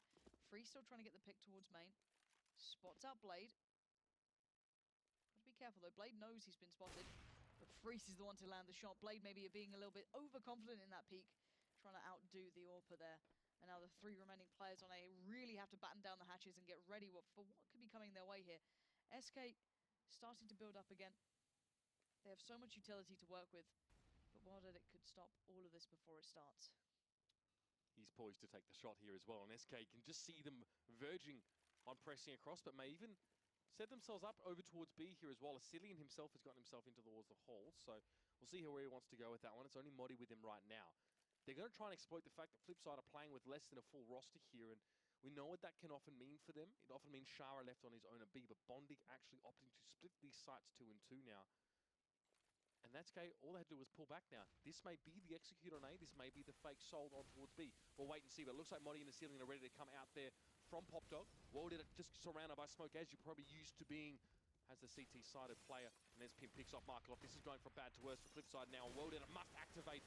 Drop through the smoke. No one really catching onto that one there, and it's a bomb plant. SK with 5 up to hold this one. World Edit being peppered with grenades. And he can't hit a shot to save his life at the moment, and that's going to be an issue, as now Pimp and Magic going to go on the peak. And it's going to be Magic to find him, bring it down to 2. It's going to to be tough times here for Flipside to hold on. Shara on that bomb cart. Sees Magic's not connecting, though, and Freeze as well is going to chime in, and he will be one of the authors of the demise of Flipside there. The series split one apiece between these two teams here, and SK be happy with that one. Rough last week for them, rough weekend in terms of games. So Freeze tweeting that they need to pick things up, and they have done it there as well. And I really like the way that they manipulate a Flipside on their T side. I like the presence towards Ivy for SK. Yeah. I like the way that they're leaving Shara on his own at B and then just sort of faking a B and going back to an A site with only 2 players on it. There was some, again, the T side coming out from SK there seemed well versed. I actually liked a lot of their plays coming through. However, you got to feel that some of those earlier rounds were linchpinned on the fact that Ivy was left down to Markelov, and sadly you couldn't do anything about it. He was outnumbered, and the timing again coming out from SK was really good. So the bigger picture here for me as well is I see every time that a team just gets like a win or like a 1-1 split of a series, First Pro sat there like, can you guys stop just like spreading out the points, and none of us are getting, because they're still very much at the bottom, and all the teams that are just above them are starting to collect these wins, which makes it even harder for First Pro to avoid that auto-relegation spot. Less than ideal stuff there as well. Let's pass it over to the desk as well to break this one down before we head into our next match. That was the Score Esports Hot Match of the Week. Hope you enjoyed it. We'll see you after the break. Take it away, guys. Thanks very much, Mitch. Indeed, we do have to make this one a little brief so we can stay on track. But Yanko, you are the master of succinct analysis. Slash S. Ha ha ha ha ha ha. But go. Let's talk about SK versus Flipside, dude. You called this game Flipside. You weren't expecting much from the Danes. Exactly, and Voldetic had another amazing game, had more than 30 frags, but on the other hand, Blade and Shara didn't have a really good game, Markelov as well, and it was a real messy game at times, you know, not a lot of movement on the map, especially on the CT side, only a couple of Ivy pushes here and there, and then it comes down to how well will the Ts execute their strategy, right? And SK was really good at that, had good, you know, at times a bit disjointed, as Lauren put it, but in the end they managed to get all the kills needed and managed to play out the after plan situations, and you can see the difference. They won the pistol round in the second half right now, which allowed them, you know, a lot more to work with. They also reset the economy of Flipside after Flipside won that 1-gun round. Immediately SK wins the following round. So SK was up 6-1 in the second half, and out of those 6 rounds, 4 of them were anti-eco rounds, 1 was the pistol round, and 1 was just a gun round. So, I mean, the best way to summarize what we did just witness is that the teams are incredibly close. We said it already, they're very much kind of a level pairing team. Crucial rounds determined the victor of that one. As I almost would say the same was the case for Mirage. It came down to those few crucial rounds, less so perhaps with the first map. And also maybe this is a good example of what happens if you go for a lot of eco rounds. Then you really need to take advantage of those gun rounds, right? You need to make something happen then, because if you don't do that, you gave away a lot of free rounds to your opponent, right? Because eco rounds are basically free rounds for your opponents. Yeah, and I mean, with that said, it's a much-needed win for both SK and Flipside. Flipside could have really done with the 2 wins. That would actually put them in pretty good stead. Of course, we can just refresh your memory of those standings, but basically Flipside have got off that bottom spot. They're still sitting at 11th, or they were prior to that extra win, but SK's in a similar boat as well. Yeah, definitely for Flipside, I think they should try and change the pace here and there on both sides, especially when things are not working. You know, go for a risk somewhere. Maybe it pays off. You saw that SK was kind of split between having set plays and also having defaults. So by taking a risk, you will at least get some info, right, which will allow your other players on the map to react and so on. They were a bit too static, in my opinion. Well, with that said, that is our first set of games done. We've got another 2 games coming up just around the corner. We get to see what the boys from Mousesports can do versus Dignitas, 2 teams that have conceded surprising losses. God, Nico. God, Nico, we are going to be diving into his iNation days. Fear not, guys. We have the Serb on the desk. It's going to happen. Please, we're gonna shovel up the past, of course, of Yanko's CS career. But for now, we are going to take a break. This was the Score Esports Hot Match of the Week, and a reminder of what the Score Esports is. It's an application. Go ahead and grab it on your phone. It's got articles, news, stats. He's got it. That's how he's staying on board with all of his stats, not only for this, but also for every other single CS tournament. You've got the Malmo qualifiers, you've got the major coming up, all of that info and more over on that application. While Yanko goes ahead and configures his application, we're going to disappear and be back in 5 with our second set of games. It's Mouse Dignitas. Don't go anywhere.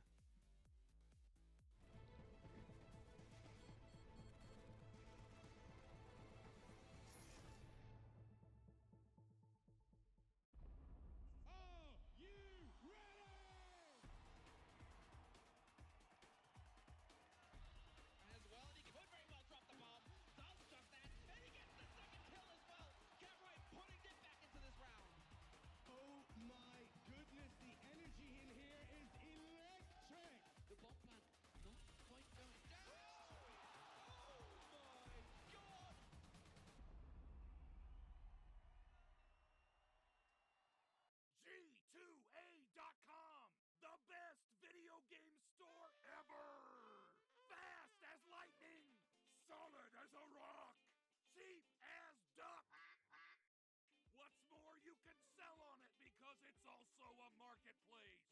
Remember G2A.com, the best video game store ever.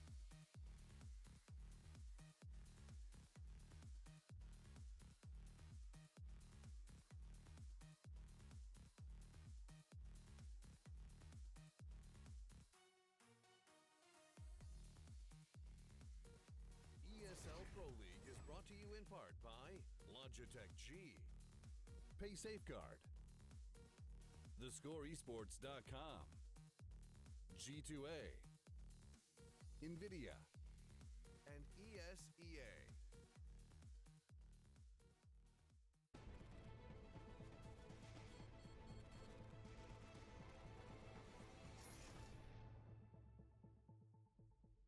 What's going on, everybody? Me and Yanko are back for our second set of games for the ESL Pro League. It is a Tuesday evening, and we are going to be talking about some Counter-Strike. How you doing, dude? I'm awesome. Yeah, you feeling good? Looking forward to seeing my boy. Yeah, are you ready to talk about your main man, Nico? Of course, old teammate, now in-game leader for Mouse Sports. Nope. Oh, actually, has that changed now? Yeah, They've now got the coach in. Yeah, once they brought Capio back, now Capio is doing the in-game leading. Okay, well, it is going to be Mouse Sports, as we've already mentioned, battling versus Dignitas. These two teams have definitely met in the past, and currently things are looking slightly brighter for Mouse Sports. 5 wins under their belt, just 3 for the Danes. But I'll throw it over to you, Yanko, to introduce these two teams further. Yeah, obviously, I mean, the story for Dignitas is they had a rise early on in the year, but then, failed to qualify for the major, where they were the favorites to do so, while Mouse Sports, on the other hand, did manage to make that happen for themselves. They also had a great run at Katowice, as well at IEM, although unfortunately they didn't manage to pass the group stages, had 2 extremely close games against Luminosity and Fnatic, so it's definitely both of these teams are, I think, really close. They played a couple of times against each other, mostly online. Mouse beat Dignitas in the Katowice qualifier, actually, I think it was actually the game for the spot at the tournament, while on the other hand, Dignitas beat them in the qualifier for the Global Esports Cup in Lithuania. They beat them at Leipzig as well on LAN in a best of 2 pretty handily, 2-0. Yeah, and actually the results at Leipzig, I had them in front of me, they were like pretty ridiculous. Yeah, 16-4 on Cobblestone with Dignitas, of course. Mirage was a bit closer. It was, I think, 16-13. But yeah, it was a pretty straightforward game for Dignitas, who, in my opinion, Cobble is, alongside Mirage, their best map. And in my opinion, Cobblestone, it's actually a map where they can compete with Tier 1 teams. I think they're really good on it. They had a couple of wins against Envias, against Virtus Pro, had close games against Navi and Fnatic as well in Barcelona. So I think it's probably their strongest map right now. And with all that said and done, let's address the elephant in the room, or rather the Serbian in the room. That is, of course, yourself. You used to play alongside Nico. Yeah. Very quickly, I'm sure you've talked about this 1,000 times already, but could you outline, at any point did you think this guy was going to be the star when you were playing with him? Of course, I knew it from day one. Basically, me and my friend Kasad, my teammate as well, he always had a lot of potential. You could see the raw aim he had at the beginning. It was just incredible. When we managed to get into the practice group and practice with all the Tier 1 teams, he was still playing the same as he was against lower tier opponents. He was still, wrecking people and so on. And in time, he also managed to get a lot of game sense. He widened his game as well. At first, he was just a great tamer, right? But sometimes he would make bad decisions and so on. But he really matured as a player. And I was really questioning the decision for him to in-game lead Mouse Sports when they made those changes. I thought it would be too much of a burden for him. I think a lot of people did, It would affect his game, and he's the kind of a player you just want to let him do what he's best at, because if you do that, he can win you rounds and games by himself. But he also was pretty good in that role as well, so I don't know, the guy can do it all. He certainly can. And I mean, yeah, I think a lot of people were surprised by that in-game leadership choice, but as you can see, the knife round has already been done and dusted. That's a big sign. That's production saying, shut up, Yanko, shut up, machine. The cast is about ready to begin. Unfortunately, we haven't had too much time to speculate and discuss, but we will have the opportunity to do post-match and pre-match for our second map. So that's where we'll dive a little further in depth. But I will give you some time with your prediction. I feel a little bit of bias might be present here. No, I think that Dignitas is going to take Cobble. I feel they're a superior team on the map, even though Mouse had that close game against Luminosity, but it's not really one of the strongest maps for Luminosity either, I feel. So I would have to say for map 1, it's going to go Dignitas' way. And I would love to ask you why Dignitas is so good at Cobble, but we can't. Instead, no time. We're going to be heading over to your casting duo for this one. It is, of course, the Aussie and the Brits. Take it away, you two. Thank you very much, guys. Yes, we're not going to waste too much time here with pleasantries or introductions. Into the game. Straight into the game here as well. Now, history favours Dignitas against Mousesports. History favours Dignitas on this particular map, Lauren. But we're into the pistol. See how this one plays out. Yeah, the raid boss didn't have any armor there, which was MSL, so he gets taken down pretty swiftly in the end. That was Spitty claiming it. And actually, Mouseboard stacking out towards his B side hasn't gone too well. They had about 3 players, maybe almost 4 there at that point, but actually it really didn't manage to stop much at all. So again, Dignitas going to kick things off well.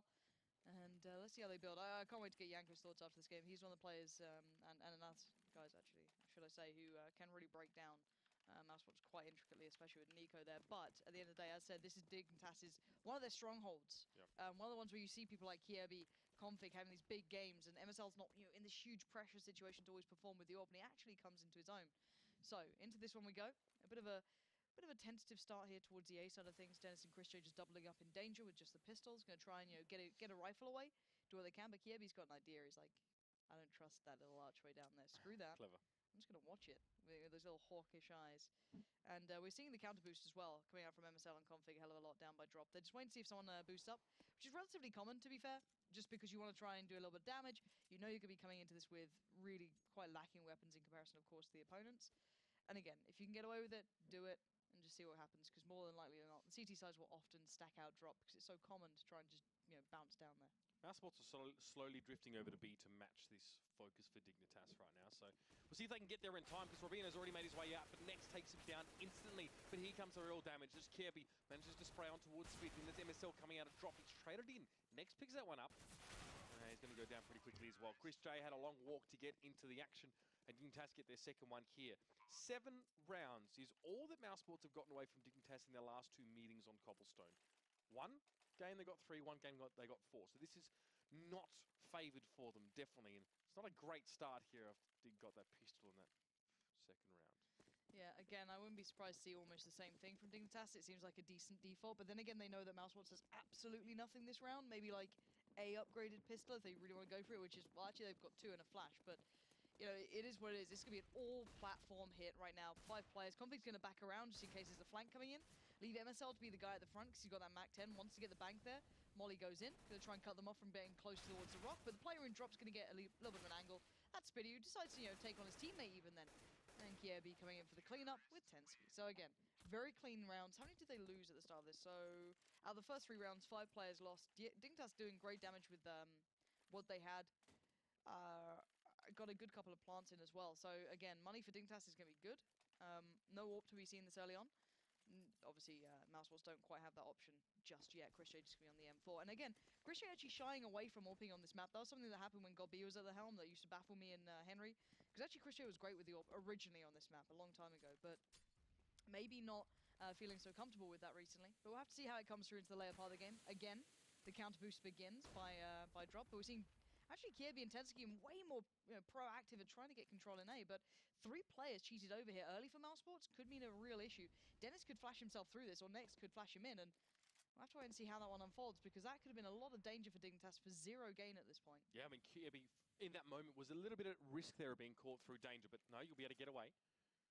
And the bomb is being dropped in halls here right now, so Dignitas just playing around and seeing where their next port of call is going to be. It may well be the B side at this stage here. 3 players for Mousebots over a day. The extra attention drawn there perhaps after Nico. the spot on Kiebi, but he does get himself across that Molotov and Now, himself up in the corner. I would say the T side still has a couple of mollies to put out. One's probably going to go to drop. One could be used to clear the corners that Nico's going to be sat at. But this is going to be onto Spitty. He's going to turn the flash, readjust for it, and actually takes down MSL. That's good so far. That's cutting off the play. And actually Dignitas going to be ground down here. Rabino does break through. That means there's now an access point. They can play through platform. Kiebi has to hold these guys back, though. Mousebots starting to flood in and take the fights. Tensky joins him. This is good stuff from Dignitas, operating at a loss. Still hitting the side perfectly. And winning just enough of those fights to break in, Mitch. But yeah. I think we've lost down a player there. Oh yeah, briefly. That position from Tensky actually was really important. He managed to get past, it would have been Nico up on the platform and press through as well. It was looking a bit average there as well. Spitty managed to get himself 2 kills there, but Dignitas will hold on. Very, very quick reconnect there from the man in question. Now, Mousebots, well, Spitty again going for the CZ, again going for a little bit of utility. I mean, the last few rounds we've seen the Mousebots haven't been able to buy much. Spitty has still been making investments here as well. But a couple of kills with the CZ, and he will actually be able to give himself a bit of bank, but that does hinge on that fact itself. No, still no AWP option for Team Dignitas there. They're just going with all the AKs. And actually, I don't mind Spitty upgrading. You can always just play drop with like a UMP or SMG. Wow. vacation soon, guys. Don't worry. No, really nice stuff clearing out. Again, Mousesport's going to try and take the stack towards B. It's not going to work. But yeah, I don't mind players upgrading who play drop. You can, like, Flush has shown us a million times that you can do it with just that UMP. It's annoying if you play without utility. But again, there's that boost coming in. And to be fair, Dignitas have been so aware that this is a possibility that they've been generally playing that counter boost as well just to see if that happened. This time Rabino gets a view. They maybe consider there's a stack here, but Dig have been quite hesitant. They put down the smokes now and the flashes to be able to work from it, but actually it's going to allow Mousesports to rotate a little bit, so there could be some damage here, Mitch. Config now pressing forward as well. Most of Mousesports managed to at least get to A to receive this push, and Nico and Chris J chiming in with those pistols simultaneously, able to down two Dignitas players, but eventually the tide will turn against them and Dig get their 5th round on the board here. Shutting down that first gun round from Mousesports was important momentum-wise, and the bank is starting to build in a big way. This is the round, though, Chris J's gone to the AWP, and I'm really pleased to see that. He avoids it a little on this map, but I think he can be a massive factor. Whether or not he gets to actually put it into place this round is yet to be seen, but MSL's got a good A spawn, so he could try and work off that, try and get some mid-control early, but I can imagine Chris J's going to go straight to long. Dennis is going to double up with him, maybe playing danger, but MSL is absolutely hammering it down. He's got the bomb, so he's be a little bit careful. Actually, Config's the one to go straight in towards this, or at least look towards it. Dennis is in danger. Chris J playing very passive very early on, so again, not wanting to take too many fights here and play a little bit deeper back, maybe aware that there could be rotates. Again, this map is so hard for CTs to be in the right place at the right time if you're not on those sites straight away. And it was you that's saying as well, long can be fairly treacherous for CT players as well if they don't get that first peak working for them. Dignitas are happy to slow things down by the looks of things here. It's Rabino manning close towards drop room. MSL flashed himself in towards underpass and might want to squeeze his way up into danger as well. A great way just to apply extra pressure towards long here, but Mousesports are going to be ready for it. Chris J sees the jump across and he goes for a little bit more. He gets Tensky, but MSL's there, finds Dennis, and now Chris has to give up some ground here, but he gets the pick on towards MSL as he presses forward. Thinks about the flash, but knows timing may not be on his side. He goes for something, not sure what it would have been, but Config's able to cut him down. And there's the counter kind of point from Rabino. He was lurking over by B. Now the timing would be good for it. He kind of underestimates that Next could be looking for that. Here comes the play, though. 2v2. The bomb's been spotted. They know where it is. This could be a really good crossfire. Spitty can just watch the cross. Next does find one, and there you go. Config gets shut down. I actually really dislike where Dennis was playing at the start. I think it's a one-and-done spot. I understand it's for the crossfire towards danger, so Chris J can watch long. But MSL picked him off instantly, right, and I really don't like that setup on long for that personally. I just think that maybe you could have more sustainability, because Chris J is always going to get pinched close. If Dennis goes down, they can easily overwhelm Chris J, and there's nowhere he can back to. So I'm kind of glad to not see him go in there. He's going to take himself out towards B, maybe expecting to be a little bit of a look towards that, or he just wants to find Rabino early and try and remove that threat, which he might just do. No, smoke goes down, and he's been actually going to just hop up into himself. So yeah, he's going to be playing towards plat. So that's that avenue attack completely removed. That allows Nico maybe to be a little bit more flexible in position. He could maybe head back a bit, maybe support over by A, try and get a little bit of a stack that way, or just kind of play in between connectors. So really good stuff from Chris J, actually. Even though he's not actually had a kill, just taking that presence will mean Dignitas now have to work twice as hard. Yeah, it allows that early cheat over for Nico towards A as well, so we can be ready for this one. Ours Config is rattling the cage in underpass right now. The smoke will prevent him from seeing anyone on the other side there. A little bit of shots through. Next, not connected onto any of them. And Chris J as well. We'll be able to sit here for a little while, I think. And Spitty off towards the side. He'll be watching drop. Dignitas don't seem to be too interested in working that, though. I would say there is an issue in the fact that Dennis and Nex are playing in spots that can be mollied out, and Dig still have two mollies to put into play. So whether or not they use them to try and clear these close corners as the game gets later in the day, they might hear these steps from Rabino, so they might start expecting this. So first molly goes down from Mouse, that's going to slow them down further. And they actually saw the cross out from Dennis. They might want to try and avenge that or try and make the most of that. Now they're both stacked up on the same side. Great flashes coming out actually from the T side here. And it's going to be Config and Kievi to get the kills, but there's still Dennis doing the damage, but he can't do enough.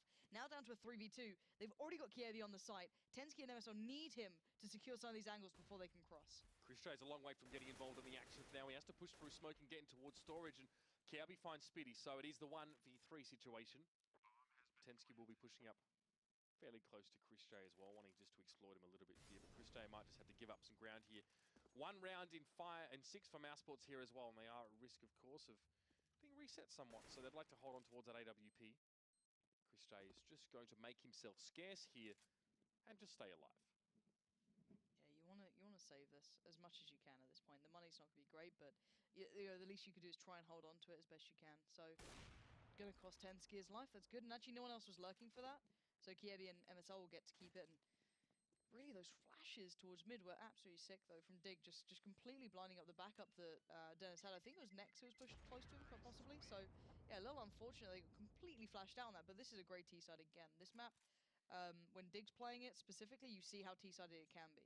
You can see how much they abuse the long rotates. You can see how hard it is to get information on the CT side.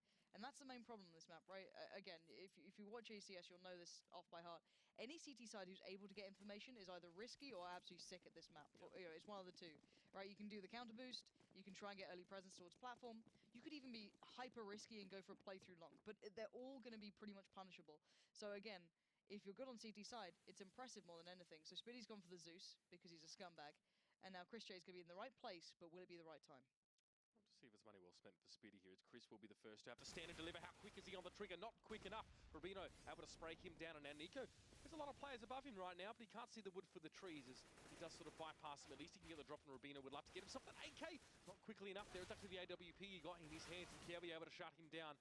Another one for Kirby, and next, sitting on the statue here as well. Can see Config. He knows there's a plant happening behind him. We heard the sound, but just too much going on all at once for Nex, and he had to settle with what he could get.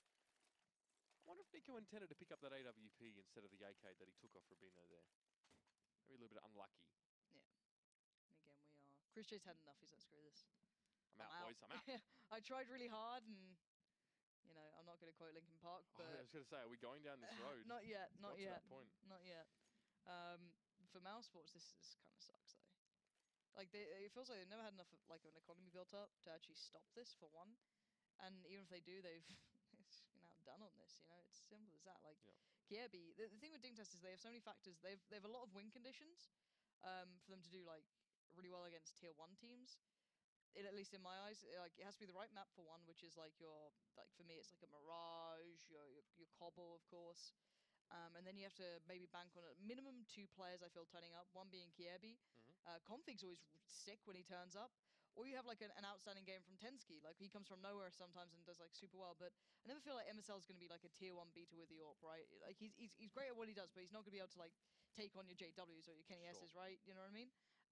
And Rubino's just a solid player all around, but he's not the guy I see shining. It's the other guys. So I feel that Dig can be a sick team when they're actually like on point. And today you're seeing 2 of the big factors coming together. Well, 3, I guess, is the fact that you've got Kiebi and Config playing well, and it's on Cobble.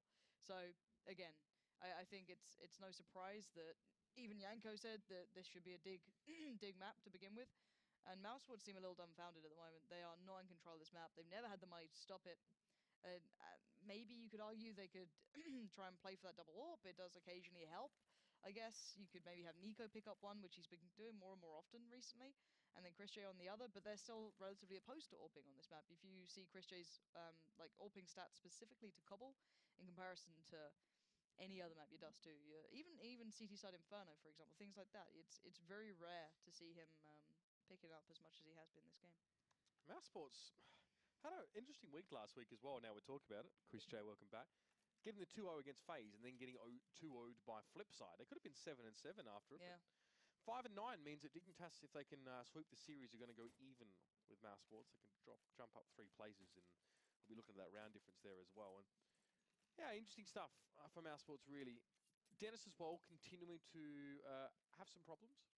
We saw him on the weekend, and he said, it was quite vocal, said, I'm not playing as well as I'd like to right now. I need to step up, and still continuing to underperform as well. And luckily, I mean, that's been able to be sort of glossed over by the rest of Mouse performing fairly well, but now this might be exposed a bit while they're behind. 4 players for Dignitas working their way over towards his A side. Kirby, a danger man as always, he's been a big part of Dignitas cracking Mouse open at the side of the map. And again, kind of a stack for like an A split almost from the CT side here. 2 towards drop, 3 towards kind of A mid. MSL going to be just like barreling through. He's got 2 players close. Nice little pop flash in, and sadly for Nex, it actually blinds himself completely. Config now waits. Rubino, if you think his position on the map is weird, it's because there was a boost, I think, for Nico into drop room. So that's why Rubino's sitting so far back. Might see him get involved later, but he may not have to there as Config and MSL getting work done. Config falling by the wayside, but still only 2 Mousesports players left standing. Nico way over at D. Spitty going to fall down. He was that A player. He had the kit as well. And Nico has a long walk to even get involved. But MSL can quite happily just take this bomb over to B. And Nico will be caught oscillating between the 2 with no real idea of what's going on. Nico's Deagle. Don't get me wrong, he can do damage, but look at that bomb rotate. Even against a team on like a really shoddy buy, they're still playing this map so well. They take absolutely nothing for granted. They can get the player who's on the rotate now through drop in towards position by connector. They've spotted out where Nico is. If they feel maybe confident, they can chase him through connector. And sadly for Nico, he's kind of out of position here, but he's got a rifle and he's going to do some serious damage with it still, but it's not going to equate to a round at this point. MSL's going to find him, and Diggs T-side is absolutely sick. Yeah, 5 rounds mousesports lost in a row. Then they got 1, they got reset. Now they've lost another 3, and you can see Dignitas thinking about the money game, making sure that Nico wasn't able to hold on to that AK. Fortunately for the man himself, he actually had enough money and is going to be buying up a secondary AWP here as well. So double AWP setup coming in for mousesports. Spitty, Chris J, and Nico don't have a lot of utility to work with here as well, so we're just going to have to see them hit the shots. It's going to be very, very important. They lose out a lot over towards long and danger, so Chris J, early peek forward, not going to yield too much information though. And this is the double AWP I wanted to see. This could be the change. This is like a little bit of a final gambit almost, you know what I mean? It's like, well, we've tried everything up. Oh, Chris J, your timing could be awful. He's so scared of danger that he's ignoring the fact that Long could have pushed up here and this could be a pop flash over. Exactly. Dennis has just kind of resigned himself to holding a little further back. Chris J is so vulnerable to this. I almost want him just to fall back to site. He doesn't need to be this far out here. But again, if he gets a pick and can fall back, great. But there's the flash coming over. He's just about seen it. He's going to try and run away as quick as he can. MSL and Config were so close to be able to punish that. But now he's still holding that kind of like slightly further back position. Here's the utility, and now he's backing away. So he gets the info, backs away from it. But then again, remember, Mouse can't leave B either. There's been so many slow, late in the round rotates coming out that means that Nico's pretty much like, has to be here. Simple as that. There's no two ways about it. But what did Dig do now? Finally, they've seen that, okay, well, Christian's got Nor. Okay, they're being pretty passive. Okay, we pushed them back to the sites. What do we do now we've got them in this spot? Yeah, it's extreme amount of map control available to Dignitas now. What they do with it, though, is another thing completely. Tensky did get legged earlier on by Chris J, so he's going to be a little bit low pushing forward. We'll probably see him take a bit of a backseat, or maybe even just try to be a spearhead conversely and just throw himself into it. But Nico going to be patiently this whole round. MSL, like he did last round, has brought the bomb through, and there you go, Rubino dropping down. Nico backing away here, so MSL now has to pressure B on his own if that's where he's going to go. And this is nice from mousesports. They've actually played into this very well. MSL's left on his own. He's got a pressure on towards his site himself. Gets a spray down on Nico, who misses the AWP shot at close range. Smoke for MSL getting across 1 point of health, but a bomb plant here will be forthcoming, but cut down immediately after that. In the end, good stuff from Nex more than anyone, who's been a player on the rise, to be fair. A name that I didn't mention yet. Easy Nex. I guess they're just trying to find the AWPs at this point, yeah. So they could try and still pick up the AWP if they could. They got it. They may be looking for the double. I don't think they're going to get that. But yeah, at the end of the day, yeah, they're actually still going to go for it. They're going to try and find Chris J's AWP. They want the double AWP on the CT side again. There you go. Now they got it. Now he can defuse. Yeah, Nex has been on the rise recently, so credit to him for having a big round this time. Good to see the double AWP paying off and them able to keep it in the round. However, the money for the T side is very robust by here. They can have another full buy. No one AWPing really at this point for Dignitas. They like it with all the rifles, and it's been working with all the rifles. So, and how did Dignitas now approach it? They know there's a double AWP out for play. They saw how long that defuse took, so they know it's going to be recovered.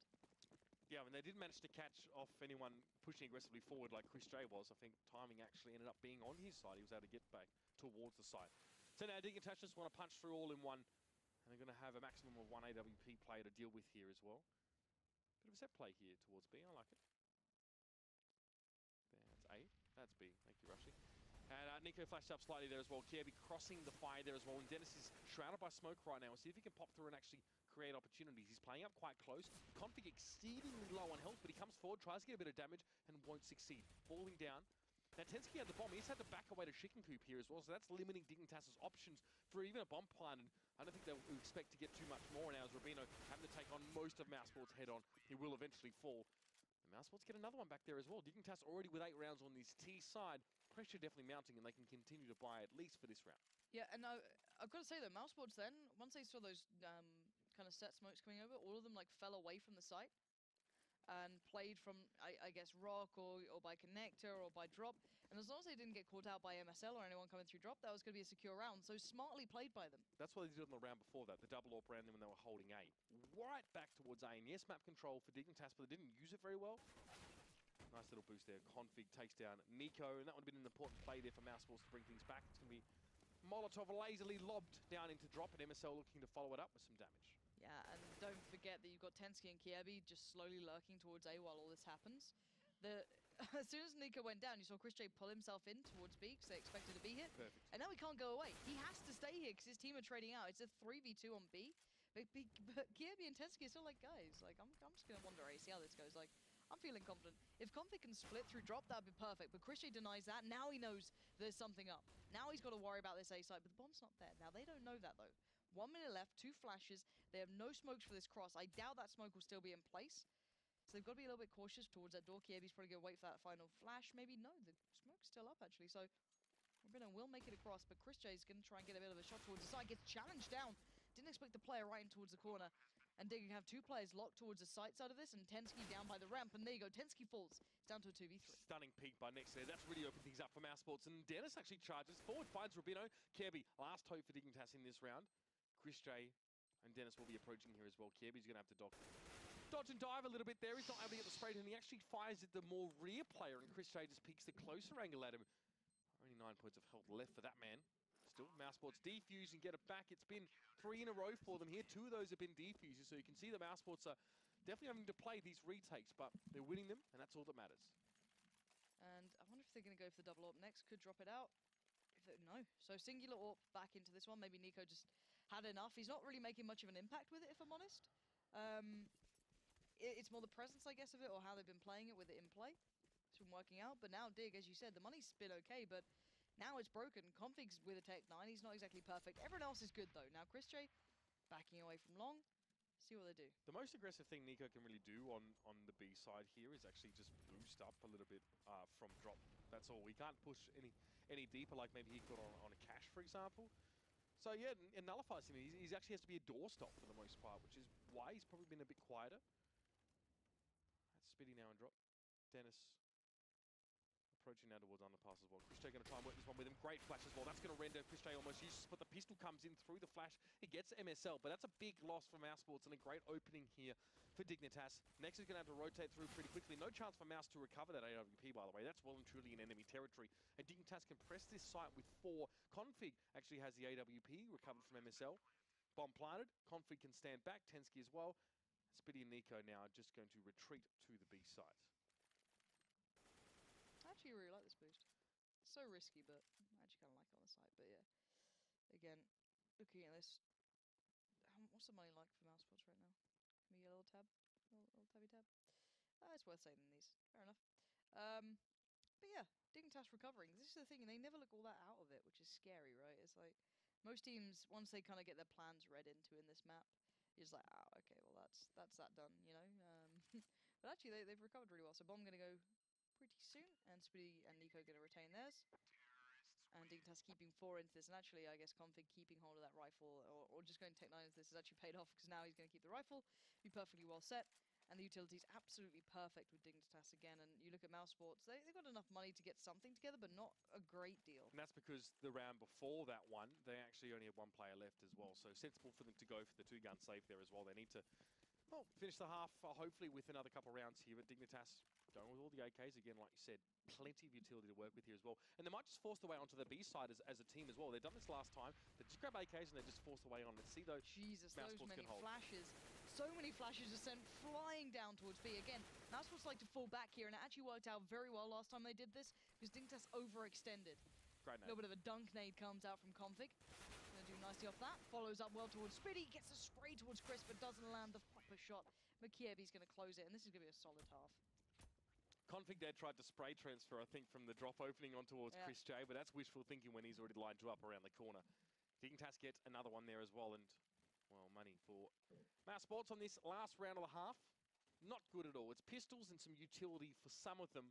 Next has to settle for armor, helmet, and just a USPS here as well. So 11 and 4 for Dig would be a stellar result for them as well, but we expect not much less here. But Mousesports have already equaled their total from Leipzig against them on this map, so improvement, but maybe not enough at this stage. I actually quite like the stack-ish towards A at the moment from Mousesports. Just playing close up. Get him out, Chris J. Chris? He's just like a turret that's gone rogue. He doesn't know what he's shooting or who just it is. Bloodlusters, right? But he nailed the shots until Kiebi finds Dennis. So they know there's another player on long now.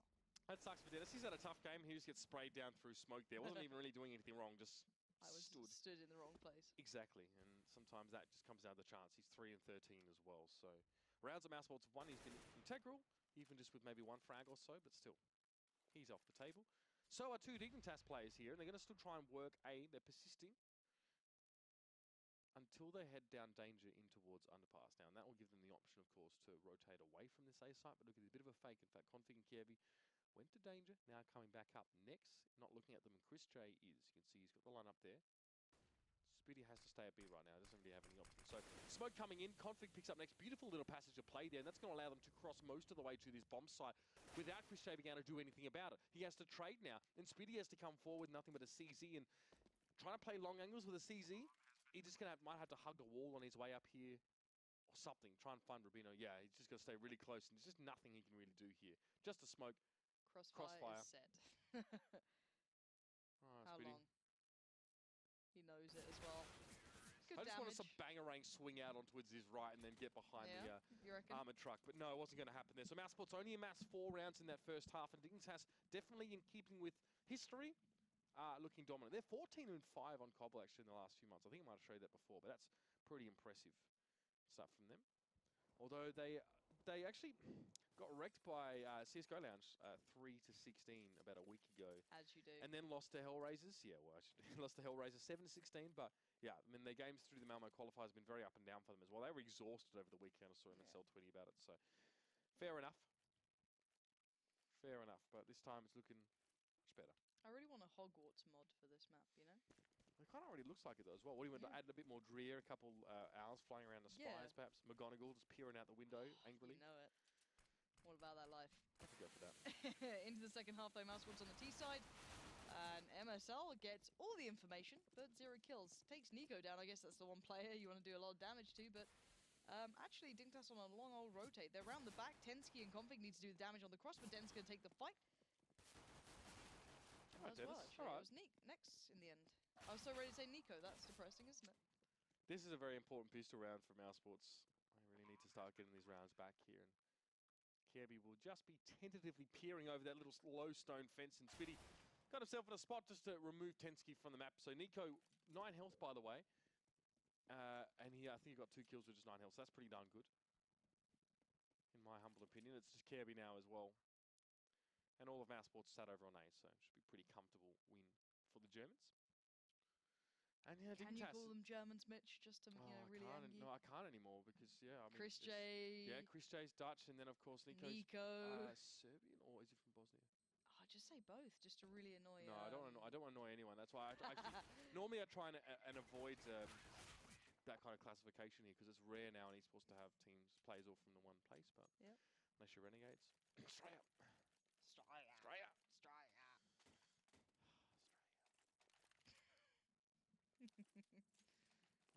I'm just gonna get my Dignitas are wobble all board out. Danish, right? Rubino's no. Norwegian. Oh, Wrecked. God. Wrecked. Vinno, Yeah, why'd you I gotta already do said this? You said it, Nerd Lord. I'm on the ball. Stop calling me a nerd lord. No, I'm talking to Rush. He typed in chat. Oh, that's fair then. Yeah, stuff you, Rush.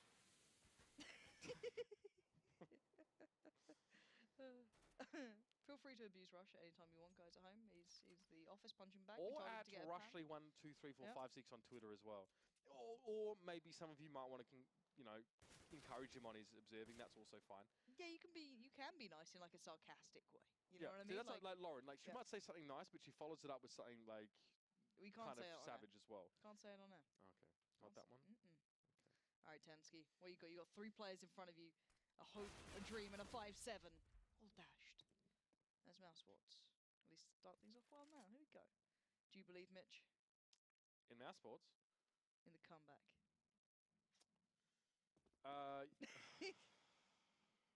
Yes, I do. After the Fnatic game, I believe in anything. That was just stupid.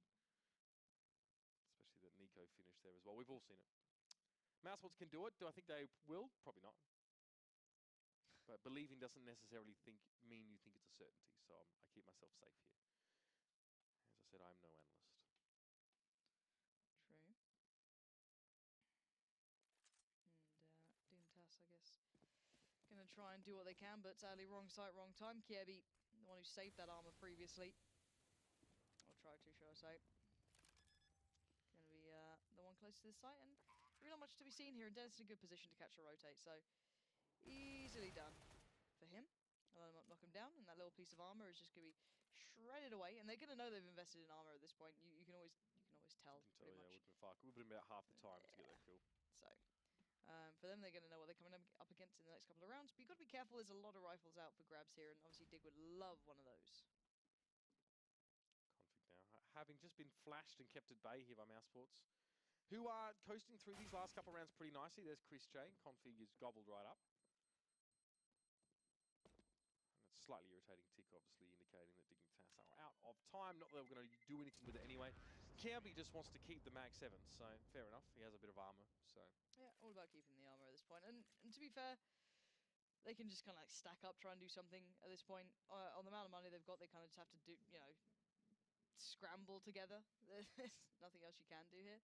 And for Mousesports, this is good. They can start building up a little bit of confidence, being like, all right, guys, we can actually bring this back. It's 6 to 11. It's not that bad. You've done the initial work. We just can't lose this round.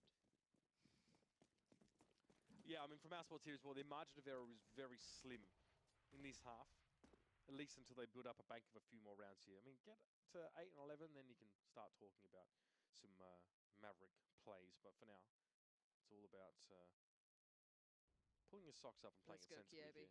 He saved this gun for so long. And he's put it to good use there. There's the first. He's got to be careful. That armor. It's doing work. Not as much as you'd like. No, but I mean, Mousesports are actually readier than a lot of teams I've seen to actually trade in those Galils and stuff for AKs, and yet that armor save very important. Look how ready Mouse are for this boost. They heard the jump up, and I think it's Nex who's watching that from the other angle. Knowing CSGO's timing, as soon as he looked away, that was going to be the push, but actually he spots out, well, can't land a shot to save his life on it, but get it back out. I guess Rubino gets the information in the end. But more than that, he'll probably just speed up what Mousesports want to do now. Yeah, he knew Nex was there, didn't know anything about where Nico was, so that was a quick rotate from Mousesports as well. MSL's going to be encircled and enveloped and overwhelmed, hopefully, eventually, maybe. Yes, but he gets a finish on him now as well, and Tensky and Rubino are in no position to get to any, not nearly quick enough. So they're going to go and have a look at the artwork in halls as well, and maybe see if they can find a way to their common room. Huh. What's the password? Wasn't it like sherbet lemon? Yeah, it's been many things, to be fair. Yeah, true. I like the Dragon Lore picture on this, though. That's always quite nice. Yeah. It's quite fancy, the big panorama. I was kind of tempted to, I saw these pictures with, like the, what's it called? It's the monster one. Oh, my brain has gone to absolute rot. But some people have been getting the artwork from Skins and CSGO. The Hyper-Beast, are you? Yes, that's it. And they put it into like posters. I think that's kind of cool. I like that. Might put it in the office. I've seen, I've seen the jackets as well. Trying to turn skins into clothing. That's a bit keen. Be interesting for me. I'm not quite the edgy kind of guy to go for that. I reckon you are. I think you're like just the level of edgy, I don't know where to go with that one, really. Maybe we can get you like a Back to the Fuchsia skin as like as a jacket. Oh, I wouldn't mind that, actually. I actually use that skin on my CZ. So. Yeah. Damn, I was trying to throw like a little curveball out there, but not bad. caught me. All right, this is the interesting round though. At this point, clean stuff from Mousesports, or clean enough to put them in a good situation to get that full buy-in. And now they've actually got themselves back in a shot with this game. But the first gun round is going to be important here. Dig do not have the full utility they'd want. You can see it's limited. There's no mollies there. There's a limited amount of diffuse kits as well, and they've double stacked up on long. So Tensky and MSL, extremely close. You've voiced your concern about this double stack before, and it's going to go pretty much the way you might have expected it if you listened to Lauren.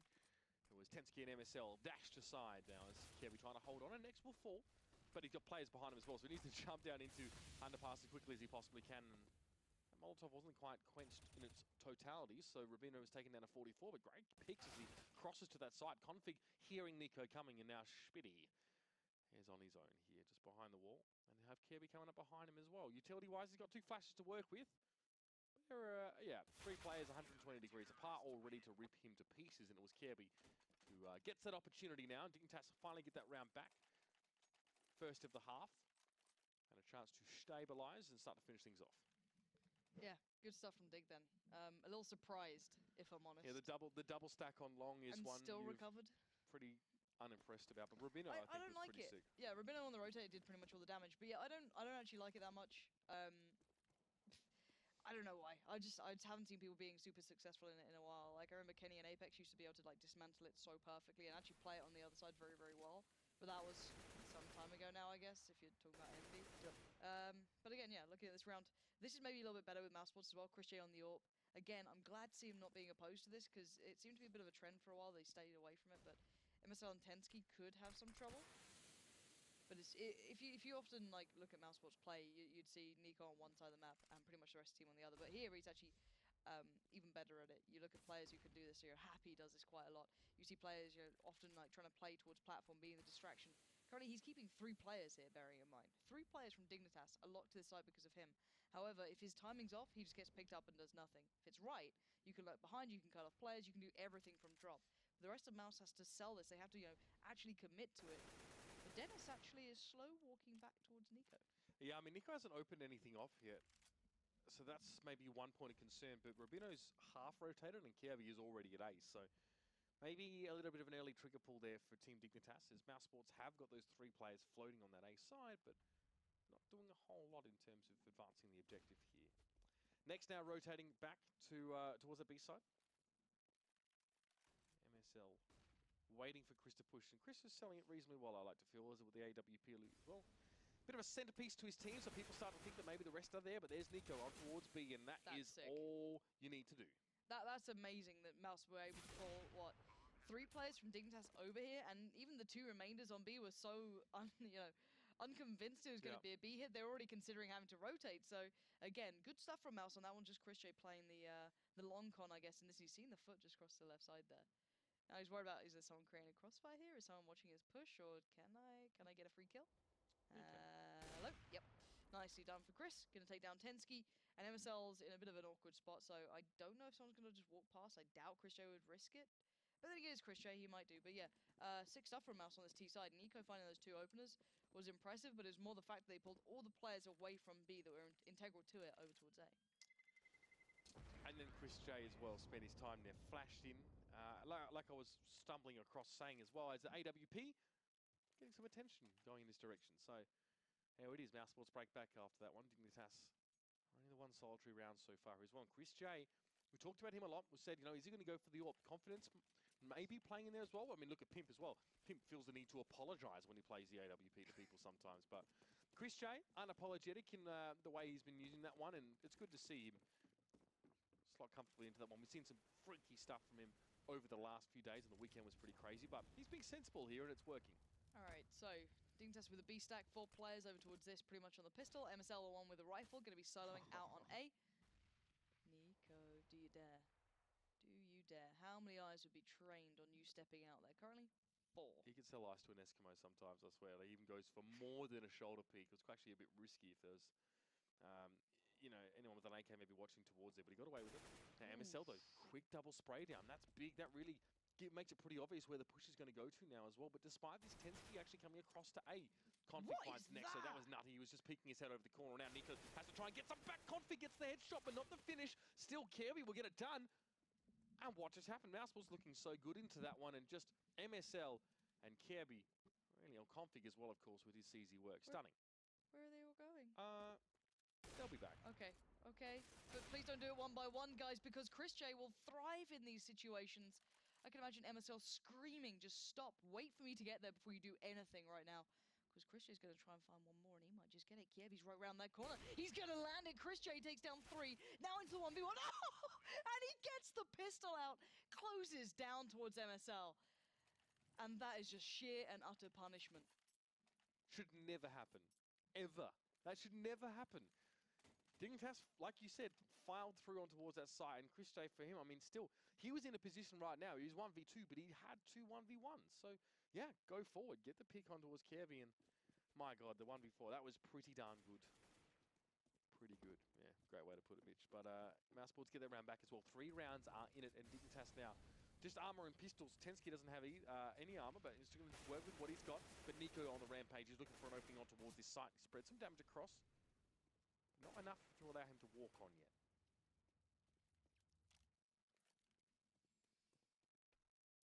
Again, Dig playing this kind of game where it's like, I don't know, it feels like they're playing like they'd early in this game, like they'd already closed it out. Like, you don't lose rounds like that to Chris J. Like, I don't know. This is when they're gonna have to be like, okay, we need to pull pull up the straps on our boots and just focus in on this one. Can't let it slip. We're bringing these rounds close, but Mousesports are in such a good spot now. This is a real issue. What a joy to watch between these two. There's now Dig going to be forced around this map. The bomb yet to commit, really. And Kievi looking for something. Dig's not really in the right place, but doing a good bit of damage. Actually, Kievi's found Nico, and MSL finds Dennis. So we're in a 4v3. What are these rounds, Mousesports? You can't keep depending on people like Christian to close it down. These should be clean rounds, bearing in mind. And finally, the cleaning crew turns up, but it's down to a 2v2, and Config's yet to show himself. And he still finds Spitty? What is going on, Mitch? Chris J now left on his own. Can he do it again? Got a big task in front of him here. At least he's carrying the bomb, so he doesn't have to go and find that one. He's going to try and pressure Config now. Sets it up, gets the 1v1, and now he's looking for MSL, and he has a good idea of where the captain may be from Dignitas. Does he get the peek? MSL comes out with a deagle, shuts him down, and says, not again. How have they done this so many times in a row now, Dignitas? Mousesports should never let that happen. Never should you let that. Okay, once you learn from your mistakes, right? You think they're going, guys, all right, what is that? What is going on, guys? Like, come on, focus. Now for a second time, I'd be livid. It shouldn't even been that close as well, though. I mean, Dignitas got themselves into a point where they could have just choked down on it there, but Rabino should have known that Nex was on the ramp, and he just pushed out smoke right in front of him. Because Nex had just fired at one of Rabino's teammates inside storage, so I don't really know how that works. Bit of a mix-up between them, no doubt about it. Communication obviously is key as always. Now, Chris J has himself an AWP still, and it's just going to be Tensky to watch long right now. Good nade, Spitty down a half health. That's a solid hit. MSL is going to be, as well, following suit. Good little bit of early damage here as well. We wouldn't be complaining about it. Nico doing what Nico does, trying to sell it. Trying to sell that we are anywhere but where you think. And that might force Tensky out of position. He's going to have to sit to a position he could jump over towards B, but again, look where Mouse are. Tensky's not just going in between. He's literally walked into connector and is actually going to set himself up here on this flower bed. So that leaves MSL on his own inside. yeah, right next to, of course, underpass here as well. So Mousesports have a power play opportunity here, whether they know it or not. Have to see if timing favours them or if they decide to go for it. Nico has, you can sell Fosters to an Australian as well, and that's an effort. We hate that stuff. We don't even know if it exists. As MSL comes across the face of that one, though, is just trying to hold Mousesports up as well as he can. Next, not affected whatsoever by that flash. He turned it beautifully and he picks Rabino as he tries to challenge. And there's MSL as well. Next, looking really good this game, I'm not going to lie. He was already quite low in health before he took that challenge. It's actually going B after all of this. They've done like the double fake, essentially, or maybe dizzy triple. From these rotations. Back and forth we go on a map that really doesn't allow for many. Config's the one closest by it, and really their money's not perfect on Dig, so it could be worthwhile trying to keep hold of these guns, but Tensky's having to fight pretty hard to keep hold of his, as Config is so close by. He's probably going to be checked on here. Nico's probably going to look pretty soon. He's just going to hear these steps, like... Oh, he had the knife being pulled out there, Spitty. Not ideal timing for him here. Dignitas bring it to a 2v3 now. Do they dare and challenge this one? They don't have really much money at all to work with here as well, so there's definitely a large element of risk involved with them trying. No, they're not. Just going to sit back, and they're close, but Mousesports are nipping at their heels as well, and Dignitas really need to string together some rounds if they want to close the game. And yeah, Mousesports again have just found a bit of rejuvenation here as well. I'd have to say Chris J and Nex really looking very, very good here. Nico, again, not really in a situation where he can just reave through masses of players. Yep. He's just trying to sell it. He's the used car salesman over at the B side. I'm still just amazed that Dignitas seem to do better when they're on pistol rounds. Mousesports seem to walk into it every time, but I don't know, it's absolutely baffling. I can't believe rounds like that even get lost, Mitchell, honestly. And for Mousesports to recover and then go back to these kind of like, okay, rotate here and there, let's try and pull players apart and actually play this like quite a tactical, well based on communication game. It's impressive they're able to reset, to be honest, because I'd be so livid losing those two, or almost losing one round and then, so close to losing the second in the same fashion. But hey, it is what it is, and we see a moonwalking chicken. Is that... Okay. Doesn't have bunny ears. I know, I'm not upset with that. Dude, he gets around. Alright. Does he have like Mr. Sheen on the bottom of his feet or something? So an Rosh just important. found his new best friend on this map, may I just add. We were discussing the other day about having a chicken cam, like getting a camera bound to the point of view of a chicken and just switch to it in all the important moments. Okay, I think he's following a defined path now as well. I guess it's paused as well, so it Yeah. loops those couple seconds. Tac pause, I'd say, coming out there from Dignitas. We now get to buy up, so definitely need to think long and hard about how they're going to work this round around. Now, like I've got to say, Config and Kirby have been consistent performance here. Tensky having a much quieter one. Much as Dennis is on the side of Mousesports as well, so if either of those two left, I'd actually say it'll be enough to get their respective teams across the line, but it might be too early to tell. All right, with Mousesports here as well. They're going to do a bit of a Dignitas full push on towards this B side. And this is going to hurt, actually, because not many people are expecting it, but Rabina with the CZ stepping up and above what I expected to be possible, picking up 2 already, and that's the information gathered. They've seen the bomb, they know where it is, and everyone's going to pour over. Tensky, MSL, Kiebi, all in the right place. Nico turns the flash, comes out, finds 1, finds 2! This guy is digging his team out of situations now, similar to how Chris J was, and they get the round. I need to watch what I say there. It was actually a well-placed flash if the player wasn't ready for it, but Nico definitely turns it and then peeks out and gets 2 quick kills. This guy can definitely turn around on its head in just a couple of seconds. So Mousesports now, 2 rounds in it. And Chris J continuing to stand tall here. Very impressive stuff from him. Now, speaking of the man, he does have himself the AWP and Dignitas. Well, that was an important round. That was their force there, and they'd lost it. That was the whole point of the tac pause, and it just doesn't seem to have worked out at all. Now they're going back to a full save with the exception of Tensky, who has bought himself a Desert Eagle. God. Well, normally Mousesports almost lose these rounds, Mitch, so you never know. I assume this one is not the one that's going to be that close, bearing in mind, considering they have Soddle. And there you go. The Deagle has been removed from Dig, so not going to be a problem. And this should be systematic, clean, and not cost you a rifle. Please, Mousesports. Please. There we go. Nicely done,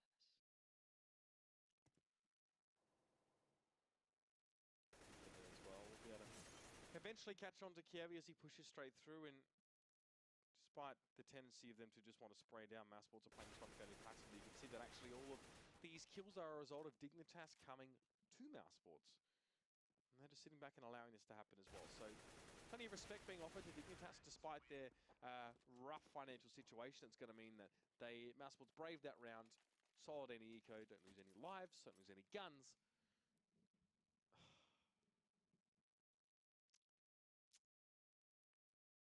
I can hear the production room laughing from here. It's like, you know what, like Can that be, level of IQ can that be they the have. Score Esports Player of the Week? Well, Is it's that a better thing? than the hot match, so might as well. Anyway, back into the game. Looks like Mousesports UK there, Mitch. I'm all good. There we go. That's how you stop this sort of rush. You need the utility to do it, and that is a sick way of getting things going.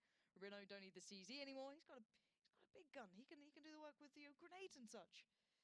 And now Mousesports need to reset. They were like, all right, let's do that again. It worked really well last time. Now it's like, okay, we're played down. How do we play this 4v5? What's our next gambit here? What's our next play? Because already Kiebi's going hunting. There is someone watching this, though. That's Spiddy. So I don't know if Spiddy saw him cross. I don't know if he did. But Dennis's eyes are also watching this, which could be an issue. See how the one plays out here. Nico's on a massively wide flank, by the way, towards Long A through his own spawn. So really took his time there. I think he was worried about Dignitas getting up close and personal inside halls. No such thing to be worrying about here, but again, maybe an attempt to sell a little bit of something here over on the B side. But now Kievi in halls. Chris J's going to pick him off there as well with the Tech 9. Goes a little bit low in the process there, so has to be careful. Now Spiddy as well, think about Molotoving in towards that drop. Hard to say where Mousesports really want to go here. Nico, again, he's moved to A, so they've called Saul, and he's sent him to the other side of the map now. Nico just trying to shake things up, and he has. Wow, that's one way to sell it. Tensky does go down. MSL now forced to work in from underpass, and 3 Mouse players now can work on the 2 Dignitas players at B. Are they even looking the right way? They are. Rubino can catch on towards Dennis. Mousesports have to be careful about this one. Very, very careful. But Mouse also can use Nico. He's going to rotate through connector soon, and Dignitas are ready for it. You can see off to the side, it was Config looking the other way, like, okay, he's going to be coming soon. Oh, God, but time is down to 7 seconds here. And the CT side do just enough to land the shots in the end. That was very, very close, and you can imagine Mousesports then. It feels like Dignitas is slowly working out, like, wherever Nico is, they won't be there. We must imagine him a separate entity. especially after we stopped that initial play. This is so well documented, though. Yeah. Like, we see it all the time. Or what happens, Nico pushes deep on a side, gets a pick, and then joins the rest of his team, and maybe Yep. they all rotate to that side. So I don't know. Mousesports may be confusing themselves there as they were all over the map, left, right, and center. I mean, they lost a lot of time. Nico is the widest flank I've ever seen on Cobblestone. And I guess it was for safety's sake, but still cost a lot of time. Now, Mousesports, well, Nico has no time left on this earth. His config is just going to dink him right away. And 4 players for Mousesports here. Pensky might have a party of it, but Spitty, cleverly enough, shuts him down before that P90 can get rolling. Kiebi's pretty close though, which is one saving grace for Dignitas. He's going to take the longer route to get down by kind of APC, try and find a nice brilliant. angle. Nice shot from Spitty though towards MSL. And Mousesports hitting shots that I don't really expect, even though Dignitas do have the superior angles in these. Mouse have control of the side. Dennis has crossed. Rubino and Config are left, and they're really not sitting too pretty here. They could do with keeping all these rifles at this point. They are not in any position to challenge. Especially from Spitty as well, who's definitely more of a hands-dirty kind of guy, a bit more of a utility caddy in some cases. Definitely doesn't try and make himself into a front-runner or superstar. Perfect clean out by him. Really, really nice to actually anticipate Kirby being close by. And now it is Config and Rubino. We'll stick together here as well. They want to hold on to these AKs. And, well, they at least get on towards Spitty. That's a good start. Safety is key at this stage, and that smoke is going to give them a bit more of that. Looking to try and get guns away from Dignitas, but doesn't want to lose his life in the process, of course. So we'll have to just settle for information and himself staying alive there. Round now ticks back in favour of Mousesports here. The pendulum continues to swing here, but Dignitas are glad they saved at least those 2 rifles, because aside from that, they have bugger all. Yeah, and Dignitas' CT side has been a little underwhelming unless they've had full utility beside them. There's been a couple of rounds where they've had full utility, and they've been able to kind of like nade out. They've been able to do that double stack to nade towards platform, which actually was just like not necessarily lucky, but it was well timed as to when Mouse were playing that. But now you've got to think, okay, well, Mousesports have a good economy starting to build up, so actually they got all the mollies they need. They still got that up on Chris J. They're in a really nice spot here. So Tensky going to be boosted up. Going to get a nice little overview and a bit of a kind of stack towards mid almost here. Maybe just trying to cut off Mousesports if they do try and push up, do as much damage as they can with very limited weaponry.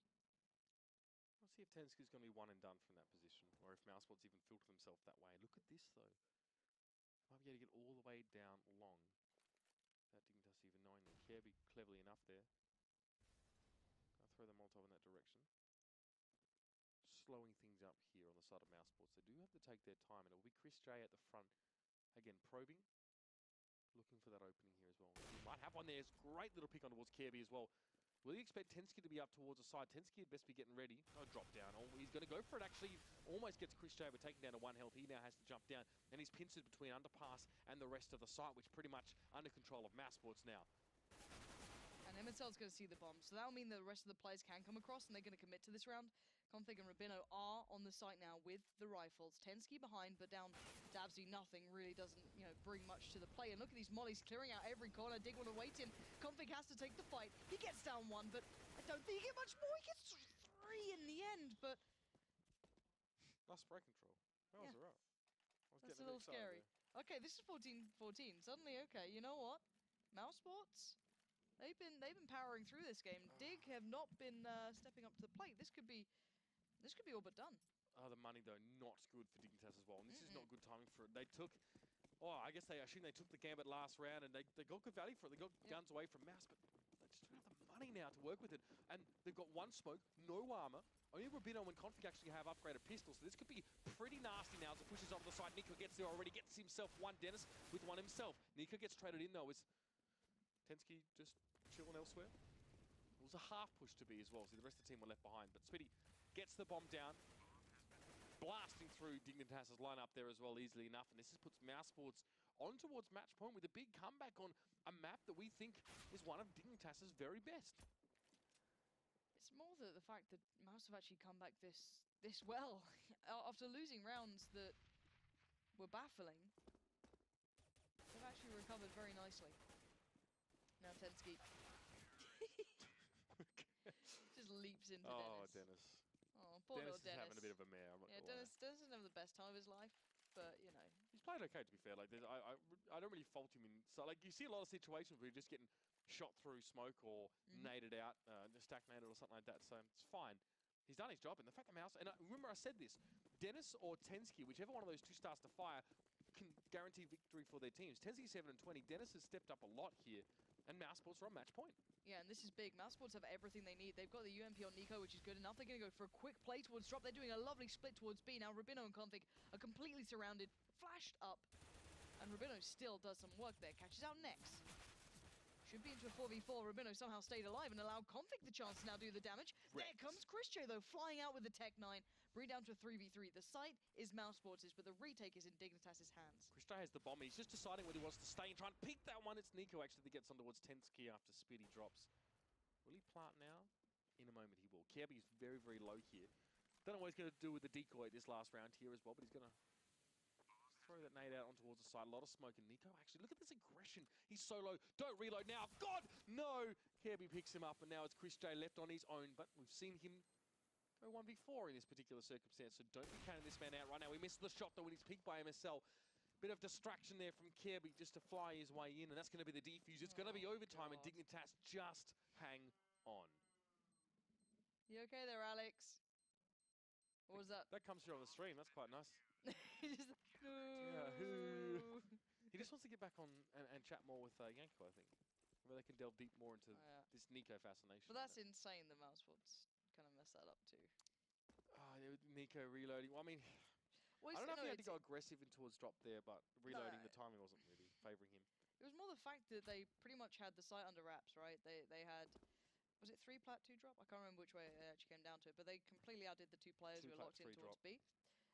And then they actually lose a retake on this map again. Like Mousesports lose the weirdest rounds sometimes. Like they win like some of the harder ones, but then against a team with just pistols, they find it difficult. It's just it ends you like you end up just sitting there scratching your head like, what is that? Well, I'm not going to lie, I'm really enjoying Mousesports as of late. These last couple of weeks have seen, honestly, some big improvements from them here as well. And Cobble, I can get through Cobble, but Inferno is a whole different story. And they played that once this week. Once this year, sorry. Let's get that right. Once this week. Wow, remarkable. Once this year, they've avoided it like the plague. Unfortunately, that's not an option in the Pro League. So let's see, though. Let's settle on this one now. Going into overtime. Let's see if we actually see the AWP brought up as Chris J. Not by the looks of things here. We'll wait. We'll wait. and see. We'll wait. I just want to see, though, if he goes for that one as well, because we know that he's been back and forth between that one once the actual overtime actually starts. And the same can be said of MSL here as well. Oh, there it is. That's the Dragon Lore. Nice. Rawr. I like the way there's the really badly drawn one as well on Overpass. At the back of Playground, it's like a kid's got crayons out. Oh, yes. Like, I would love that to be like the ultimate, like, if you get like the perfect float value on a Dragon Lore, that's what it actually looks like. It just ends up looking absolutely awful. Like some kid with the crayons gone wild. Or It'd it's be amazing. Alex doing a drawing for one of his One of his stream subs as subscribers, well. yeah, He does yeah. MS Paint drawing. He's a very talented man. He actually, Sure, I'd really like though, Mitch, is if we could actually go to the the analysis desk when there was a break, but now it's like actually starting. So yeah, man, it was just me just sitting here just waiting to see if something exciting would happen, like Chris J buying an AWP in the first round of overtime. But we're about to find out one way or another. He seems to be deciding. And he'll get it, so. there you go. You can be excited now, Mitch. Yes. That was weird. Well, he's got 30 kills in regulation time, so that's Yes. pretty darn good. I've been enjoying it. Yes. Both he and Config played really nicely, actually. Both 30 kills for them. All right, so it'll be Mousesports carrying on the T side. This is the thing. So they're going to keep going on that one. They're going to be on the CT side, as they were. And 10k start money. No double AWP to be seen for Dignitas to begin with. Not too surprising. They don't really have it. And actually, it is very risky by the third round. You can be really suffering quite severely, which can be such an integral one. But again, guess what's happening? Nico is on his own, and the rest of Mousesports are nowhere near him. Kirby now going to head his way up there as well. Got himself boosted in. Molotov there as well. Just in front of Tensky, not going to bother him. And actually, Nico caught Kirby as he pushed quite deeply, getting boosted up from drop. MSL misses a crucial shot, or doesn't get it done, but that's a pretty interesting one towards Dennis. Interesting, I'll say now. We're going to get the close range one, though. Speedy No comes straight through at him. It's a 3v2 next. Watch your dome, mate. Having the back up. That was a very subpar with Farino coming out from next then. And look how low Mousesports are, both down to absolutely nothing. MSL hit, I think it was Chris J actually through the corner of the wall. So Chris J did take the tag in the end. And Config, if only you knew what you just snapped to. Sick shot towards next. And that... Fast? Was war das? Is what's going on in Mousesports' comms right now. Yeah. Actually, no, probably it's a little bit worse A little than that. blue, yeah, in comparison to that. But yeah, a little bit frustrating, I can imagine. But Config, nice. See, this one you can just like hop on the edge of the APC, that's fine. Yeah. But look at this bit of dirt. Filthy. See you, mate. Absolutely filthy, Config. Well, if there's been any reason for Twitch chat to spam VAC, which usually they don't need one, now would be the time. But Kirby now going to be going towards drop. There's going to be a push through there. Nico just goes straight for it. He doesn't give a damn. He does eventually get cut down by Kirby, though, as well. Very back and forth. This is a messy round. But now, Kirby up on site. MSL close by as well. But there is access towards a walkway for Mousesports. And Dennis just jumps down. Dennis starting to fire up here. 2 for the round. MSL needs something cute at short range. And he'll get it. Takes the head straight off Spitty at point blank. And Tensky on towards Chris J before that. So now we have the 1v1. Tensky, all the utility you could ever hope for. But his quarry, Dennis, has already left. This man with a quiet game so far. A 4K to win the round for Mousesports would be a big lift. All right, he's going to go plant for long. Jesus, Tensky is taking the rotate of his life. This could work like an absolute charm, though. It could do. But Dennis is going to start wondering where the hell he is at this point. Because there's always a chance he's going balcony or something like that, so Dennis is going to be careful of the drop, Dennis which he's going to check right now. But as soon as Tensky sees where that bomb is, he has so much utility, he should think of long. But he might have to expose himself before he even takes the shot, which is about now. And he's going to take it. There you go. Sick stuff from Tensky on the retake. He's going to have time for this as well. But again, let's start with this. How does Dignitas not have someone playing drop at the start that allows people like Nico just to flood out and absolutely trash people? Like, as he just steps out with the UMP, just flies in like, hey guys, I'm back again. Yeah, I think they Molotoved it as well. I think they were a little bit more concerned about what was going to be happening on Catwalk or on that ledge at the back of B-side. So like, okay, let's just Molotov this, and we've taken care of that. Well, no, because Nico doesn't give a crap about fire. He's going to come straight across it, straight at your face here. That was MSL with that shot at close range, and Tensky managed to get rid of Chris J. Yeah, that was pretty solid from Tensky there, who's had a quiet game. In fact, both of the bottom fraggers for both teams there has been put in a very important position. Kirby just gets mowed over the top of there. UMP hype for Spitty, but he's going to trade it in pretty quickly now. And Rubino able to get the better of him there, but going very low. So trades back and forth now. 2 on this site for Dignitas. 4 players for Mousesports pressing in, but Config makes it 2. Again. Excellent stuff there. Will he peek out and get the... no, doesn't quite get the kill with the machine pistol, but MSL is there as well to pick up the pieces. And this is a very, very, very good start here for Team Dignitas on this overtime. Right, Chris J's going to clutch anyway, don't worry about it. He's got this in the bag. He's used to having to do the heavy lifting at this point because every time they go to this site, it comes down to Chris J.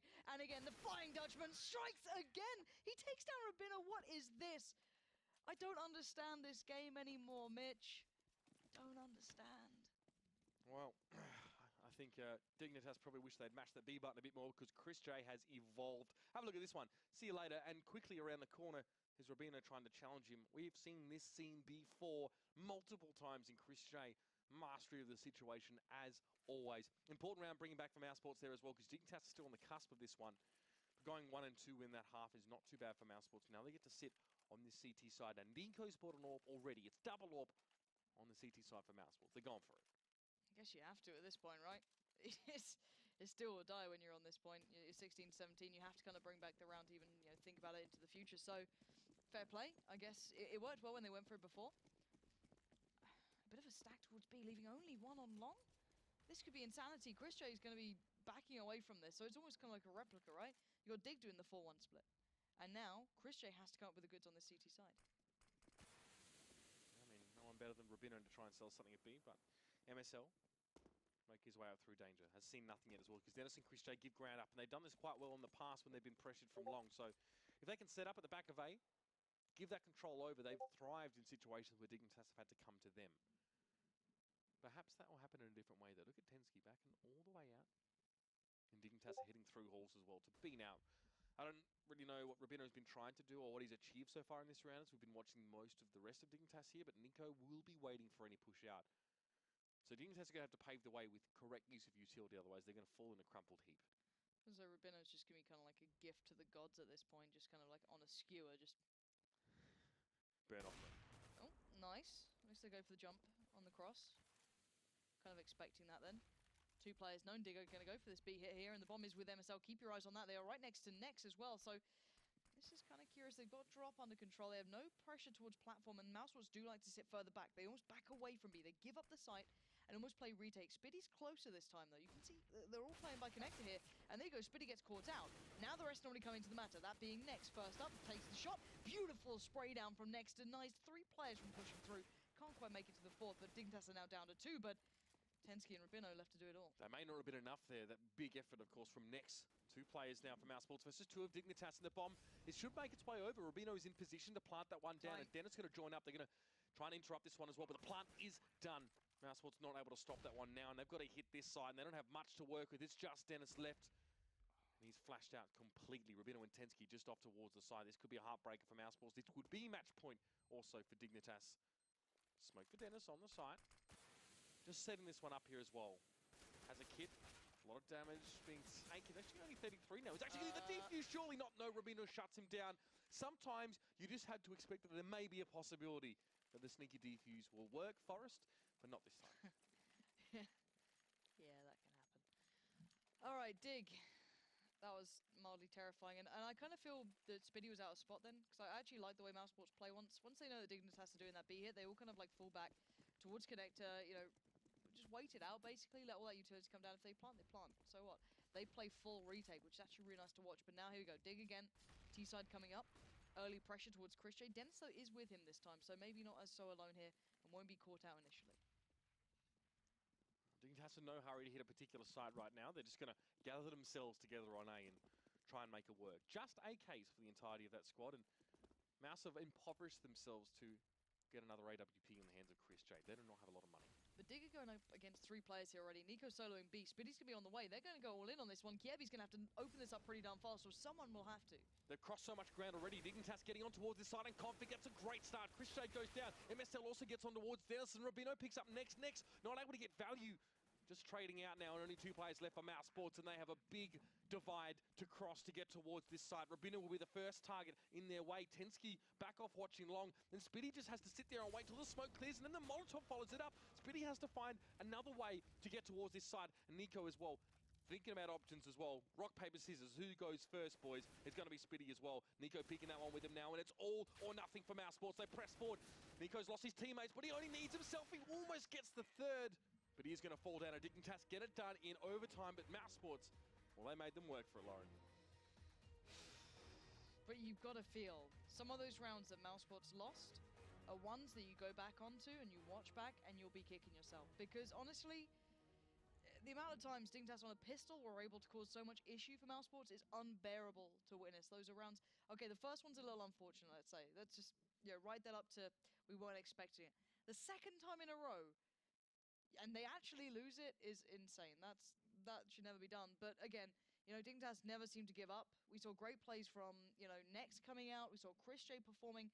This is set up for a very interesting game. Considering how one-sided that map should have been, that was a very good one to watch.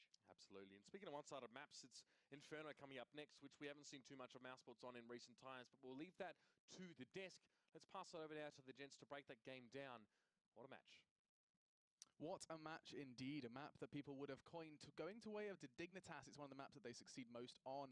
Mousesports making them work. Chris J making them work specifically. The dude was just on and has been recently, Yanko. Definitely, he's been on the rise of form, around the Columbus qualifiers and Katowice as well. He has been underperforming. I mean, there's no way around it, but he has stepped up. Definitely, Nico, that I always talk, I mean, he is in great form generally, but hasn't really been, on par in this game in particular. But as the casters pointed out, I mean, it's these anti-force buy rounds that always seem to, cause problems for these teams. And of course, it went into overtime. And just imagine if Mouse played it properly in that one round after Chris J won the crazy 1v4 or 1v3, was it? Yeah. They could have won the game in regulation. They really could have, and Dignitas still finding success on Cobble, albeit a lot tighter. I do want to bring up Config as well. This individual, has he had like a sterling offline performance. Everyone giving him this kind of tag that Chris J once had, this online J tag. I don't know what configs could be. Or maybe the O in onliner can be just a 0. But generally, config has been having a lot of success in an online environment. And that that game was no exception. It's true. I feel he has had more success online than offline, but it's not the story as maybe as it was with KRB last year, that he's been underperforming for a long time. He had good performance in Zolan as well, but still needs to catch up, right? Considering he is really a beast online. But yeah, Chris J had the best performance here, and although Dignitas had a great first half, we know that Cobalt is pretty much a T-sided map nowadays because the CTs don't have many options. They can't fight for map control in a lot of places, and you can see how Dignitas is really good at getting control of A-holes and then executing after that. And even if teams can predict it at some point, you saw in a couple of rounds, Mousesports even had 3 players towards that area, right? But Dignitas would still, had the correct smokes, they flashed in, they got all the good trade kills, and they would still win the round in spite of that. It feels like with Dignitas on these kind of A takes, they do just kind of have a very methodical process of elimination. Like they quite literally, they set themselves up, and then it's a case of just like gradually, it's like a plague spreading over the A site. So Atensky here like pushes up for control towards like Titanic and just then starts to work towards APC. It's very methodical. And Dignitas, would you say that one of their strengths on Cobble is that A take on the T side? Do they have any similar kind of strengths on towards B? Yeah, definitely. I think that's their main strength, that slow A play. But also at times you could see it from them and from Mouse as well a bit. They would change the pace immediately because you can see how the CTs try to adapt by sending 3 people towards A. And then the obvious counter is if you can get that read, just rush B, right? You saw in that one round where Dignitas players were slowly moving towards A, it was a fake. They were really convinced that it would be an A take. And it's really hard it's even hard for 3 players to hold B, let alone for 2 of them, because they don't have good spots where they can hide from either B platform or drop. And if they don't have control of either, it's pretty much an uphill struggle. And perhaps it will continue to be so as we are going to be going into Inferno, a map that I'm looking forward to hearing your thoughts on, considering you were expecting this one to go the way of Dignitas on Cobble. Easiest prediction of my life. As always, all right, Mr. Overtime. But we are going to go ahead and take a break. Take 5 before we do come back with our final game of the night. I hope you guys are enjoying it so far. But when we come back, it will be Inferno, and Dignitas are going to be battling to make it 2-0 to advance their standings here in the ESL Pro League.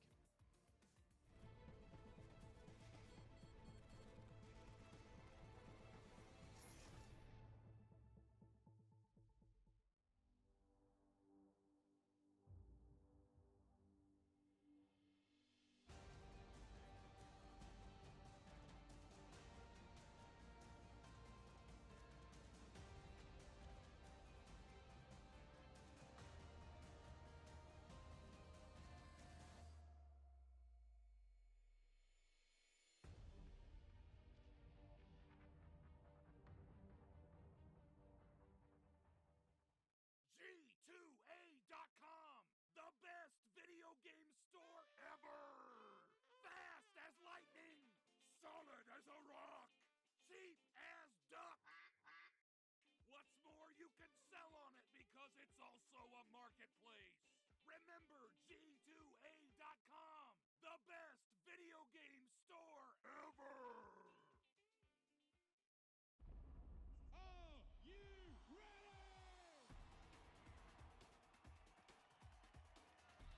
As well, and he could very well drop the bomb. Does just that, and he gets the second kill as well. Get right, putting it back into this round. Oh my goodness, the energy in here is electric! The bomb plant not quite going down.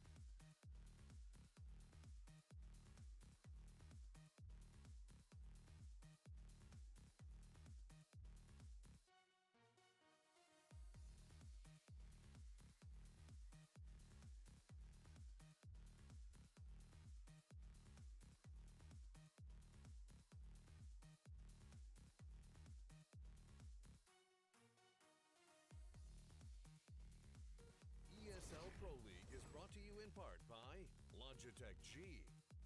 Pay Safeguard. TheScoreEsports.com. G2A. NVIDIA. And ESEA.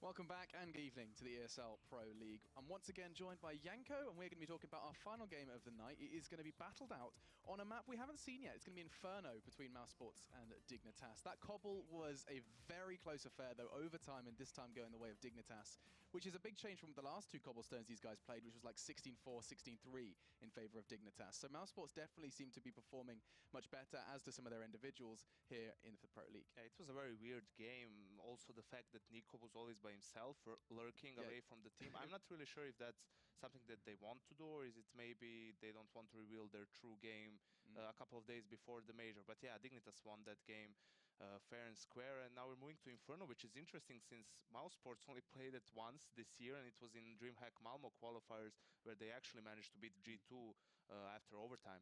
So perhaps we've got an awful lot to look forward to with this Inferno. Maybe mousesports a little ace up their sleeve. And also, looking at Dignitas on Inferno, it's a map they didn't play that much last year, and starting this year, they started, picking it up a bit, but they actually are not as good on it as on Mirage or Cobble. You could see it at the major qualifiers. They kind of lucked out by getting that map in the game versus Renegades by the randomizer, right?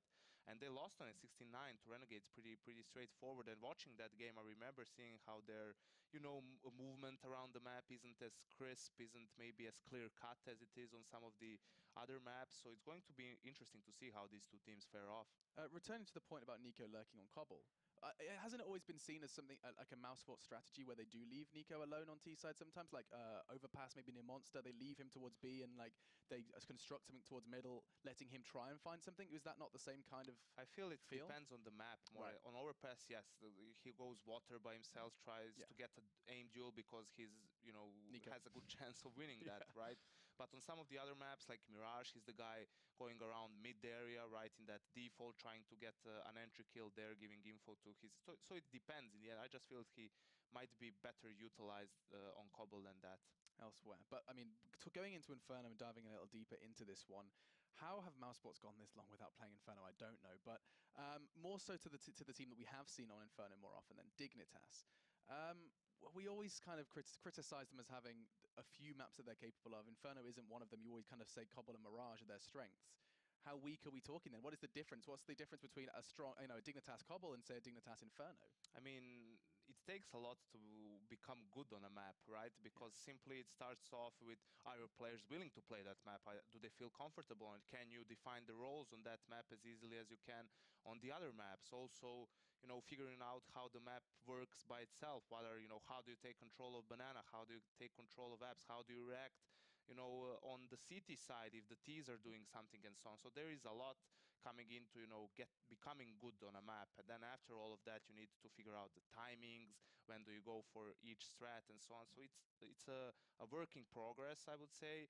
And it's a map that Dignitas didn't play at, both teams didn't play. Like going back to Gamescom last year, mousesports notoriously didn't play Inferno. We all remember the Gobby's reaction to when he was left to play Inferno, right? But they picked it up, definitely. Had some mixed results on it. So the G2 game at Cluj, at the major in Cluj, right? Dignitas, on the other hand, did beat Envious on it in Lithuania, but they had a win there and against Flipside, and that's it out of the Tier 1 or Tier 2 teams.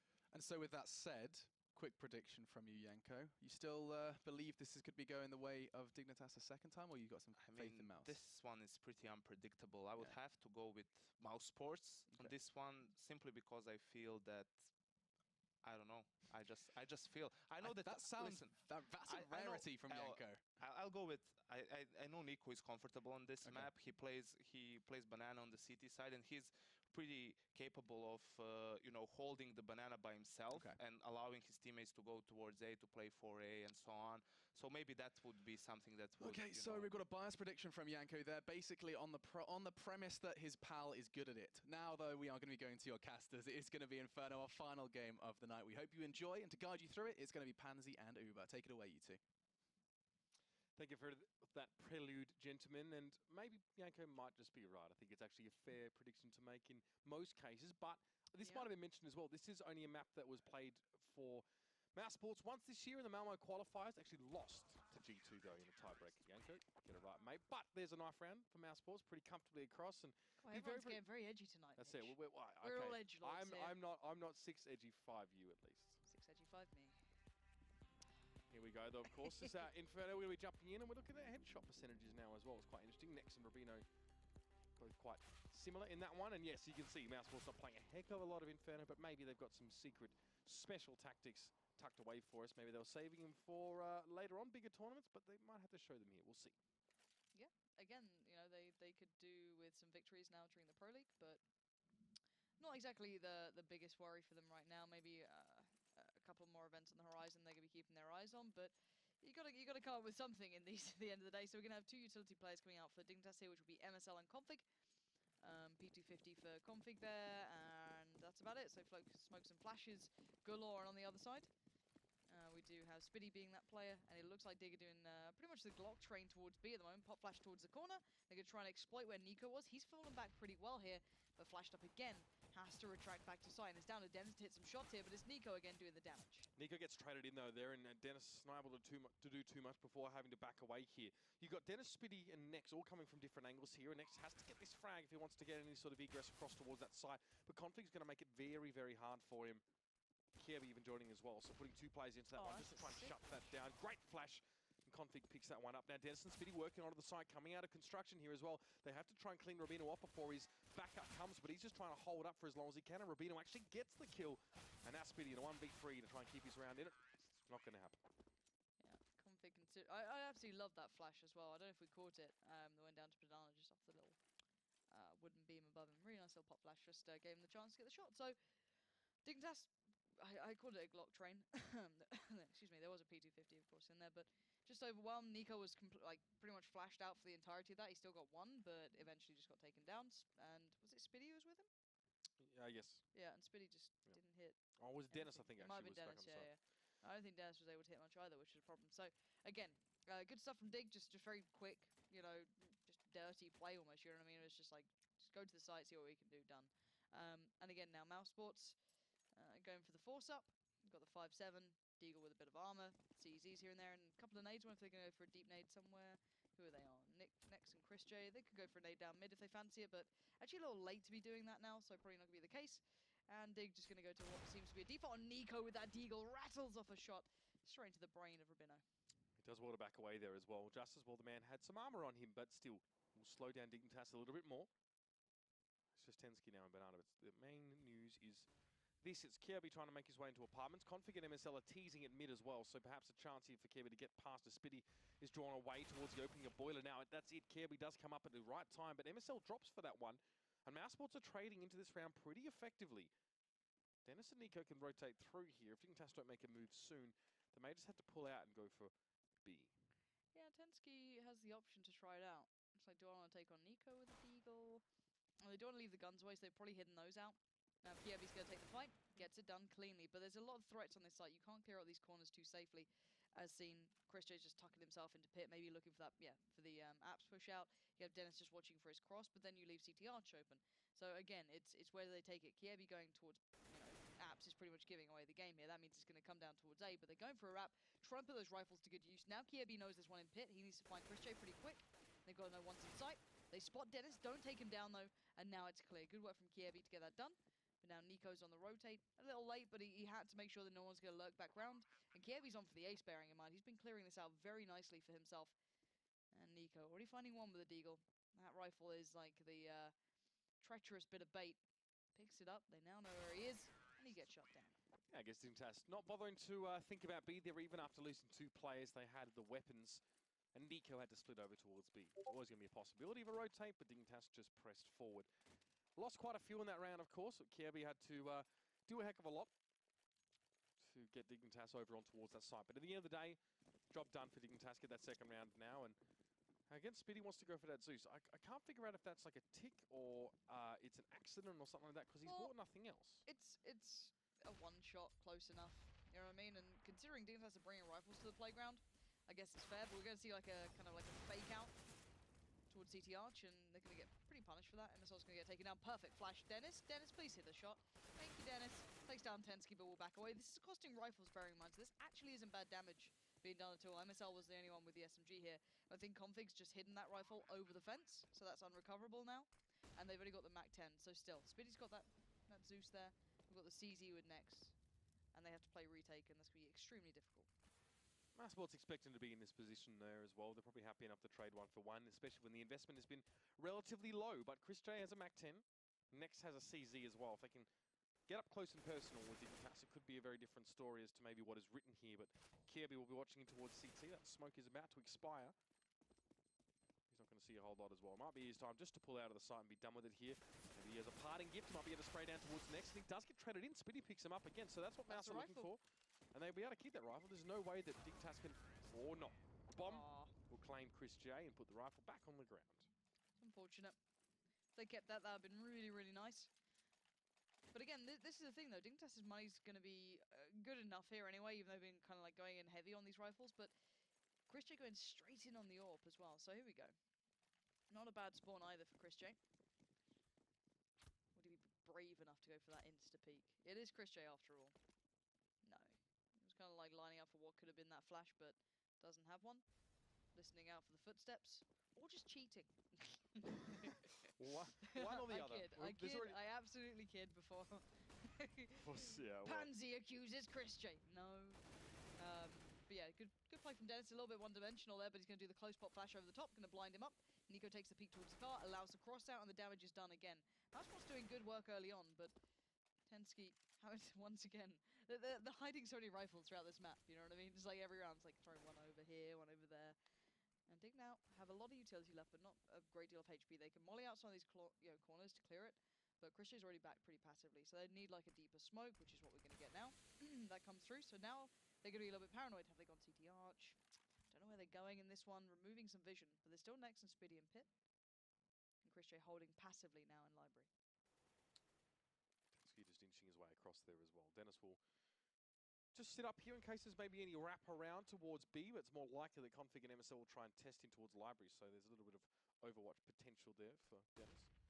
Great little pick there as well. Flash barely affected Chris J. It was a tight angle. Was well and truly away from that one, but now he's going to be smoked out and isolated. So Kirby going to push into the pit, but there was two players ready to receive him. Tensky will also fall eventually. So Mousesports sensibly play out those first 3 rounds, just try and get what they can, and there is that first round off the bye. Well, they weren't fooling anyone after they, kind of left the option open. There could have been a CT split as Dennis was waiting there, right? So Dennis was in a good position. And as soon as he saw absolutely no one cross towards B, Chris J instantly locks in on it. You've got the players being super passive in towards Pit, saying, guys, you've got to come to us. And did kind of like ground to a hole. They weren't able to put that utility into place and actually push any of the areas they needed to. So now down to the pistols. I'm going to hear a couple of deep nades come through. And that certainly does connect towards Rabino, but not much more to follow. And again, if they get anything out of this, it's a real benefit. A plant would be perfect, but a little bit maybe overwhelming. But MSL, the one with armor, does actually manage to find a rifle.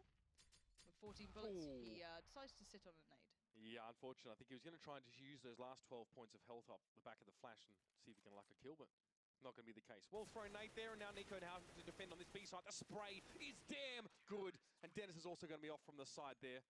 Very hard, of course, for Dignitas to get to grips with Mousesports there as well. And, Dignitas, off the back of the pistol, lose the first gun round, had to go straight back to pistols, and that's let Mousesports get within 1 round. And probably pretty back and forth here now. Let's see what the CT side of Mousesports looks like. Let's see what they can give themselves buffer-wise into the next half. Okay. What do they go for in this? So now there's that pop flash for Chris J if he wants to do it. Gives him the angle into mid to clear that close left corner. No one there. So it's either second mid or B, basically, at this point, or maybe someone sitting down by kind of underpass. And next, going to hear these kind of pieces dropping. That bomb being dropped on the floor will be heard. Spitty's watching the cross, but it being smoked means it's a little dangerous, but he has faith. And now he's seeing Tensky and Rabino come back around. So the T-side trying to work for that apps control. Not going to give it over early, Mousesports. They like to stay present, but eventually Dig will claim it. And that means that they maybe could make a play towards A. You know, they can actually get control towards Pit, but this time they have no mollies to clear it out, so it becomes a bit of a danger. And again, look at Nico already rotating over. He's heading over towards A, so 4 players here. Mousesports reading this well, unless Dig turn tail and decide that this isn't a good idea. We've had no information found, no real benefit to this, and it might be a slow play over towards B again. Nico almost anticipating that, though, as he is just working his way leisurely over in the direction of B. Cheating himself across. Here's the 4-man push from Dignitas as well, straight up Banana. Let's see how much they commit to this one. Nico flashed there in CT, having to give up ground, and that's actually let Rubino across, and the smoke as well will obscure view. So not much Nico can do. It's on Dennis for a little while until Nico can get in position, and he's holding as well as he can from the corner, but Rubino eventually mows him over. There's Nico. They're the second line of defense. Will it be enough? Yes, the spray does claim Kirby, and elsewhere MSL fell to Nex. So Mousesports able to work this retake fairly nicely. Rubino just has to go for a poke and hope to construct something else from it. He's going to flash Config through. Config just gets slapped down by Chris J, and Rubino now might just have to go into Dennis's spot there and try and hold on for as long as he possibly can. But it is a matter of time. Chris J not peeking the correct spot there. Rubino getting the jump on him from that little spot. But again, he will be finally cut down. And Mousesports bring it even here after losing the pistol. They brought it back. First gun round from Mousesports, definitely convincing. In this round, no different. Yeah, team ace as well. Every single player getting a kill each. That's what we like, isn't it? Yeah, sharing is caring. 3-3 now, and all the gun rounds going Mouse's favour. So that's the more enjoyable factor of this one, is that we are seeing some really nice plays, some good reads from the rotates from Nico, being in the right place at the right time. No overextension from Mousesports. Also quite a passive setup though. Yet to see Chris J go for like a Chris J-esque play, I guess, at this point. Do it. It's deadly against these sort of things. Again, trying to listen out for sound, see if he hears steps either side so he can kind of push himself to the right place. Gonna molly out, back away. And again, this is gonna be quite a difficult round. It looks like Dig are gonna do the kind of like just burst out maybe balcony, smoke the balcony and just jump out if they can. But the problem is that Spiddy's already possibly considering this, and he is eyeing this up so perfectly. So first player out, they're gonna try and pour out of it. Actually, Config finds Spiddy, Tensky finds Nex. This is ridiculous. You should not be winning that fight, and Chris J misses it. Kirby punishes, and now suddenly look at what we have. Kirby just smashed him there as well. 8 points of health. Tensky had 9, so unfortunately the spray down from the Mousesports players not quite enough. And yeah, it's all well and good, Lauren, to be ready for the push, but if you're just going to spray wildly and not actually able to get the kill, this is what position you're going to find yourself in. Now, Nico, deliberating on his next move here. The Mousesports economy, the budget is not yet solidified, so yeah, one and done. Going to back away. Dennis only on 2 points of health as well, so we won't see any more of him this round. And Dignitas, actually, even this round was just a bit of a force into Tech9s and Sundry, and they hadn't actually had a gun round, a proper full gun round, since round 3. So, sustained well, gave a few over to Mousesports, but now they break back with one more. Convincing push through apartments there as well. Mousesports not ready for that. Kind of insane that that can even happen. I don't know. Especially when you're already predicting that that's the play. It's just even more frustrating imagining that it happens and you're like, how did I lose that? I don't know. It's what it is. But now you can see, because of those guns saved, they can force around it. They're not too bad for money. They're not ideal, but not too bad in the end. They'll be doing a 3-play stack towards B. Probably Chris J just going to head over there with the AWP this time. And Nico looks sad and confused as to, Chris J, why did you take my spot? But actually he's just probably listening out for sound on towards Speedway. So again, Chris J can take the angle. Early mollies go down. No one going to push off the back of it. And Mousesports just have to kind of play this calm. See where Dignitas go now. They're, got a little caught out before. Nice to see that they're adapting a touch here. Playing it slow through mid. Now is this Dennis and Chris J are, chomping at the bit to try and make something happen down Banana. Well, Chris J's going to miss that first shot. It's not going to be any good. Dennis not really able to make good on himself. He just gets completely belted. And now Nico smoking his way, of course. Yeah, a bit of a spray down. Yielding absolutely nothing. He'll have to be a little bit careful about his way through construction. He's going to get there at the very least, and MSL also lurking on the backside. Might be able to catch Nex if he takes his sweet time, but it is Nico, and Nex trying to work through this one here. Yeah, MSL just gets the information spent. He doesn't want to give away his position because it can be so much more vital. He can be sat pretty perfectly for if someone tries to defuse. But I think they might have an idea. Maybe no, they definitely do not. MSL takes down 2. And no guns can be kept for Mousesports that round. And a little bit of an overextension from maybe Dennis and Chris J. Dennis wasn't really able to support Chris J once that overwhelm came through. Chris J was kind of left there, you know, like a spare thumb at that point. It was just. Well, it was the other way much. around. I guess it was that Chris J missed the shot, then got picked, and then Dennis was like, got one. Unfortunately, the rest of Dignitas were already there. Yeah. All right, Nico. Why don't you take your anger out on the other team, mate, huh? Peter will be incredibly upset. Anyway, Molotov in towards Nico, forced him straight out of position. Now, well, he's hit sandbags, it looks like it. Well, MSL looking to test Chris J, who wasn't able to do too much there at all either. Spitty again buys himself a Zeus, so I have to imagine that he plans to do something with it, but it's money spent every round for Spitty when he buys it, and I haven't seen him use it yet. Yeah, I'm not sure. It is a super situational gun, I guess, but and quite a light investment. But again, I'm not sold If on you need it. to jumpstart your car, maybe. Yeah. I don't know. Often what I think of when playing CS, like, what would happen if I needed to jumpstart my car? But yeah, a bit of a shame that we haven't got TUs. It's always great because I love the little yelp that gets let out when you actually do someone. Is it time? Is it time? Yes, it's time! He gets a gun for it. See, it's ingenious, Mitch. How didn't you see that coming? It's the best play in the world. Such low investments for such great gain, Lauren, and comedic value. But he's going to be surrounded in a second, so all of Spitty's heroics there with the Zeus going to be nullified there as he gets taken down. The gun that he clutched so possessively to his breast will spill with the rest of his blood, and it's Dignitas up by 3 rounds here. That's some grim simile use there. That's fine. And let's see now what Mousesports go for. Of course, the buy now for them. No Chris J AWP, and to be fair, he's had some unsuccessful rounds with it. So he's going to go away for it for now. See if he can hold solid with the M4. They're going to do a little boosty. I like that. Is it going to be the super boost? 3 players? No? Okay. Just going to pop one up, one down below as well. And Chris J probably waiting to see if someone pushes out of balcony more than anything. So, to be fair, Dignitas do like to get at least MSL pushing this, so a secure pickup probably towards him, but now he can see the push. Lovely positioning. Should be the rest now to pick up the pieces, which was next below. Finds Kiebi. The last 2 players have been those pressuring the B side, but the bomb is down by Quad, so again, nicely done by Mouse. Good adaptation, good little change up there. Leaves Rabino and Tensky in the 2v4. Yeah, throw in the quad boost and generally helps for that 1 round. Wouldn't be trying to repeat it again, but Rabino there trading. Not really ideal when you're 1 of 2 players left, and as Tensky now needs to just pressure a little bit more here. Surprising, actually, that he didn't get pushed. Chris J would have a crack at him there, but no, he's going to have to back away. The bomb's sitting at quad, so Chris J is just going to sit on that to his heart's content. Tensky again looking. Sees the bomb.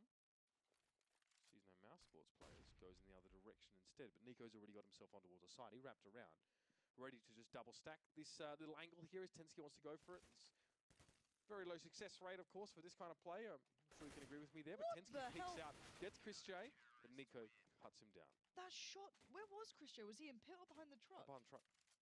That was a sick shot, though, from Tensky's been hitting a couple of these, like little snapshots. I like how he worked the angle, Like, look piece at by this. piece. That's nuts. Yeah, it was really nice. It's a really nice little shot. He And then couldn't adjust well. it all went to bollocks after that one, but that's okay. It went to what? Bollocks. That's rude. It's not. Yes, it is. Alex is saying naughty words. You know when we said, you know, that you're not 6 edgy 5 me like, No, like Alex is? those circular bales of hay are called bollocks. You're just a They're really bad liar. No, it's just they get left in the paddock, right? And like farmers Mitch, have to check their temperature because they might burst into fire Stop during the summer. lying. They're called bollocks. I'm telling you. You're just making things up Look now. it It's up. unbelievable. Look it up. Like these lies. And that's what you're referring to. Look it Hay. up. Absolutely. Went to hay. What does hay do? Not a lot. Greets itself and then that's it. Oh, God. Save me. When I'm the most professional one today, there's a real issue. I have no idea what Actually, you're no, talking Yanko might be winning that one. Unless we leave an open mic well, on. Like, if we leave an open mic for an additional 2 seconds, you don't know what you're going to we hear. got a good little quip at the start of the show, actually, that made me laugh, so I don't know. We're all down. No one's for winning this one. trophies for being the most prudish, Lauren. No, we're not. But again, Dignitas, full utility here. So I want to see something better. I want to see like a constructed piece maybe. They do have themselves by second mid, so they could be doing like a nice smoke set piece towards maybe quad or like down towards pit. Are you saying I can't say balls on stream either? Huh? Are you saying I can't say balls on stream either? Isn't it the same thing? I'm just saying, Mitch. if you want to talk about testicles, do it on your own time. I just said balls. Do it on your own time. Bring it back in line, Jason Kaplan. Oh, God, yeah, don't you even start. Tensky now will press forward. Flashing towards CT there in a smoke, so might even go through it as well and get the wrap on. And it's going to work. Chris J just gets completely blown backwards by that salvo of AK-47 fire. It's Spitty now back in pit. They've got 2 players there, Mousesports. Can they hold off the onslaught, though? That's the question. Spitty gets his second. Can he get another one? No. Rubino gets through. Dignitas suffered a lot of casualties to get this position, but it's worked. They have a 3v2, and the bomb is down. Yeah, and sadly for Nico and Dennis, they're known to be the B players. They know they're the BGO, and it's not exactly going to be an easy step back in. So they're going to just back themselves away, keep hold of these rifles. Not exactly well set at the moment, but nice stuff from Dig. Very, very late play. Very, very passive late play coming out. Not exactly going for those fast, quick hits anymore. A little bit slower, and it almost kind of got undone by that double pit play coming through. I think it was Spitty playing in like the corner of the pit, actually making it very, very costly in the end, picking up the 2 players, but no one else was close by. And Dignitas should be able to save these weapons, as will the remainder of Mouse. Rubino just survives that, actually. Keeps his AK. Mousesports with the 2-gun save. Not something we saw them a lot from them earlier on. But they go for it this time, of course, and it makes good sense, because that's the money situation for you, ladies and gents. Dignitas as well. Just not really bothering with an AWP. MSL seems to be very, very, very capable of just working that AK as well. Well, Inferno T-side doesn't really ever allow for very much AWPing, if I'm honest, unless you're like one of those ridiculous players you get out of JW and such, but Nico's going to have the perfect opportunity here, Mitch. This could be massive. He's going to get himself behind sandbags, though, as well, so if Dignitas read this, it could be all over for the Nico man. It's a flash, forcing him back. A lot of utility being spent here. Dignitas have plenty more to follow, so Nico is going to make the sensible decision and return to site. Spitty next here, grouped up. Definitely want to stop any sort of aggression in towards apartments, and Dignitas have gained this position now. It's going to be a bit more of a standard B hold here. But they're going towards the 2 rifles up at the moment. They know that, excuse me, Nico and Dennis were the 2 who kept the rifles. They instantly bang it towards B, and what a surprise. There's 2 rifles. Well, again, who's to say if they passed them around as well at the start of the round? It's quite likely to see reallocation of rifles and stuff when you don't have many, so maybe a coincidence, who knows. Who knows what's going on in the heads of Dignitas right now? Probably something to do with Let's Go B, still. And there's going to be a rotating. There was a player, it was Chris J, made his way towards B amongst that little bit of a lull. So there's going to be 3 for Mousesports here. No. Dennis and Chris J pull completely off the side there. They think something's happening at A, but Nico cuts that MSL, but he goes down, and now they're going to have to get the heck back to B. And Config trying to spray down through the smoke, but maybe you'll just go for the plant as Chris smoke clears it. Possibly the best time ever. Quite fortunate for him. Stops the plant for now. Dennis just sort of stands out in the open looking for a target, doesn't find one, and now we'll actually have a plant. I don't know, Mousesports got a little bit too antsy and left that B side a little bit too early. Again, though, this is a really good T side from Dignitas. We're starting to see this becoming seemingly more common for them. I don't know what it is. It's like they picked up the pistol, which is really good initially, obviously. Once that first gun round came in, then you saw, all right, the string of Mousesports, like, okay, they look good here. You know, Chris J with the AWP being dominant. We saw the lockdown towards B being pretty good. Spitty being a massive impact in a couple of those rounds in pit, being quite passive. But as soon as that seemed to be worked out, Dignitas were able to start abusing it a little bit more. We saw some of these really close rounds again being kind of exploited. And it's been Rubino and Kiebi having a good game. Kiebi's been pretty much on point throughout both maps so far, having a really good game for himself. Config a little quieter than maybe I'd expect, but doesn't seem to matter at the moment. 4 to 8. 4 plays to 8 in favour to Dignitas at the moment. They're pretty well set here, and they can reinvest quite readily at this point, whereas you look at Mousesports, their money is so dire. Yeah, it's looking like a pretty well-polished T-side from Dignitas, and conversely, a little bit of a rusty CT side from Mousesports here. So far behind the 8 ball now with Dignitas going onto the gun, and they've got nothing but pistols. Definitely not a good sign, so we have to hope for big things from Mousesports next half, but Nico already being cut down very, very low. Bit of attention towards A as well. That's Config gets the entry on towards next. Kiebi just being careful not to take down his teammate. And they continue to press forward as well. Gain that ground. Chris J trying to be cute with some peeks here. Jig might be up in a few moments. No, Spitty comes in there with a CZ. So Pukin has Rubino and Tensky still working at B. So looks like the bomb will probably hook around to A, care of Tensky. Rubino will stay and catch Nico as he tries to cross. And it's just Dennis v Rubino. Dennis is going to have to be hunted down here by Mousesports. He's got himself an AK. MSL looks like he's drawn that straw, whether it's the short one or the biggest one, I'm not sure. Don't know what he'd prefer to be doing. Maybe he drew the straw from a bollock in the field. There it is, MSL does spray him down, and that is 9 and 4 for Team Dignitas. No rifle maintained for Mousesports, unsurprisingly. They get some of their own, though. I don't know what to say to you, Mitch Overshouts, Leslie. You used to be such a good person. You used to be so professional. And then you finally came to CSGO and it's all fallen apart.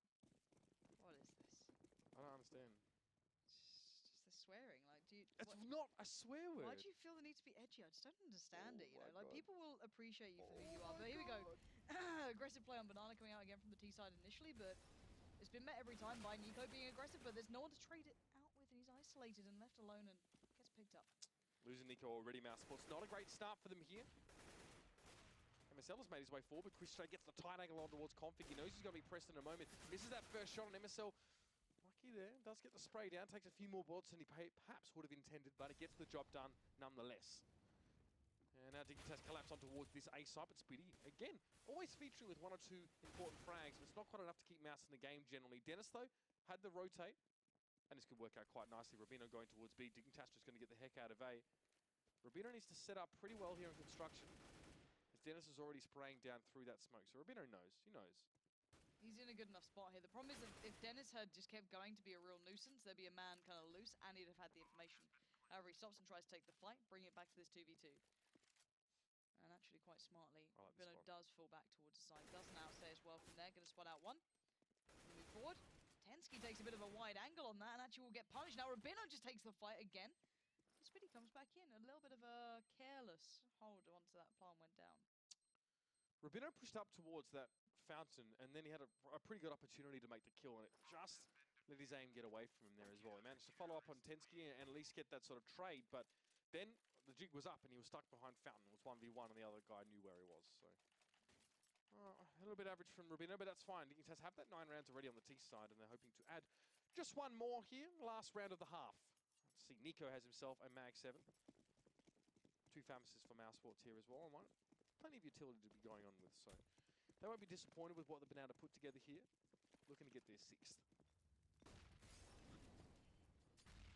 And again, look how adamant Mousesports play early Banana. Like, they absolutely love going for this. Now, it does seem like we're going to get Spitty coming across early on.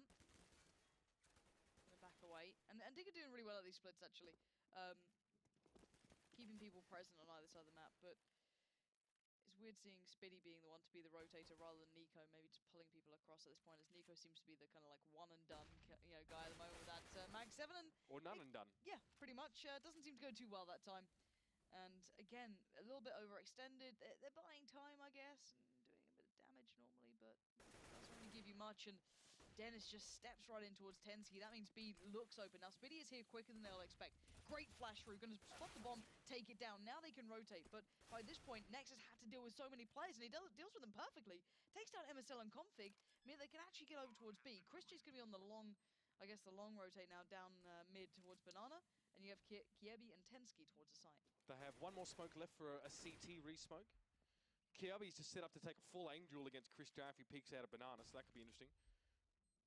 Flashing there to CT again, keeping Nex a little bit quiet.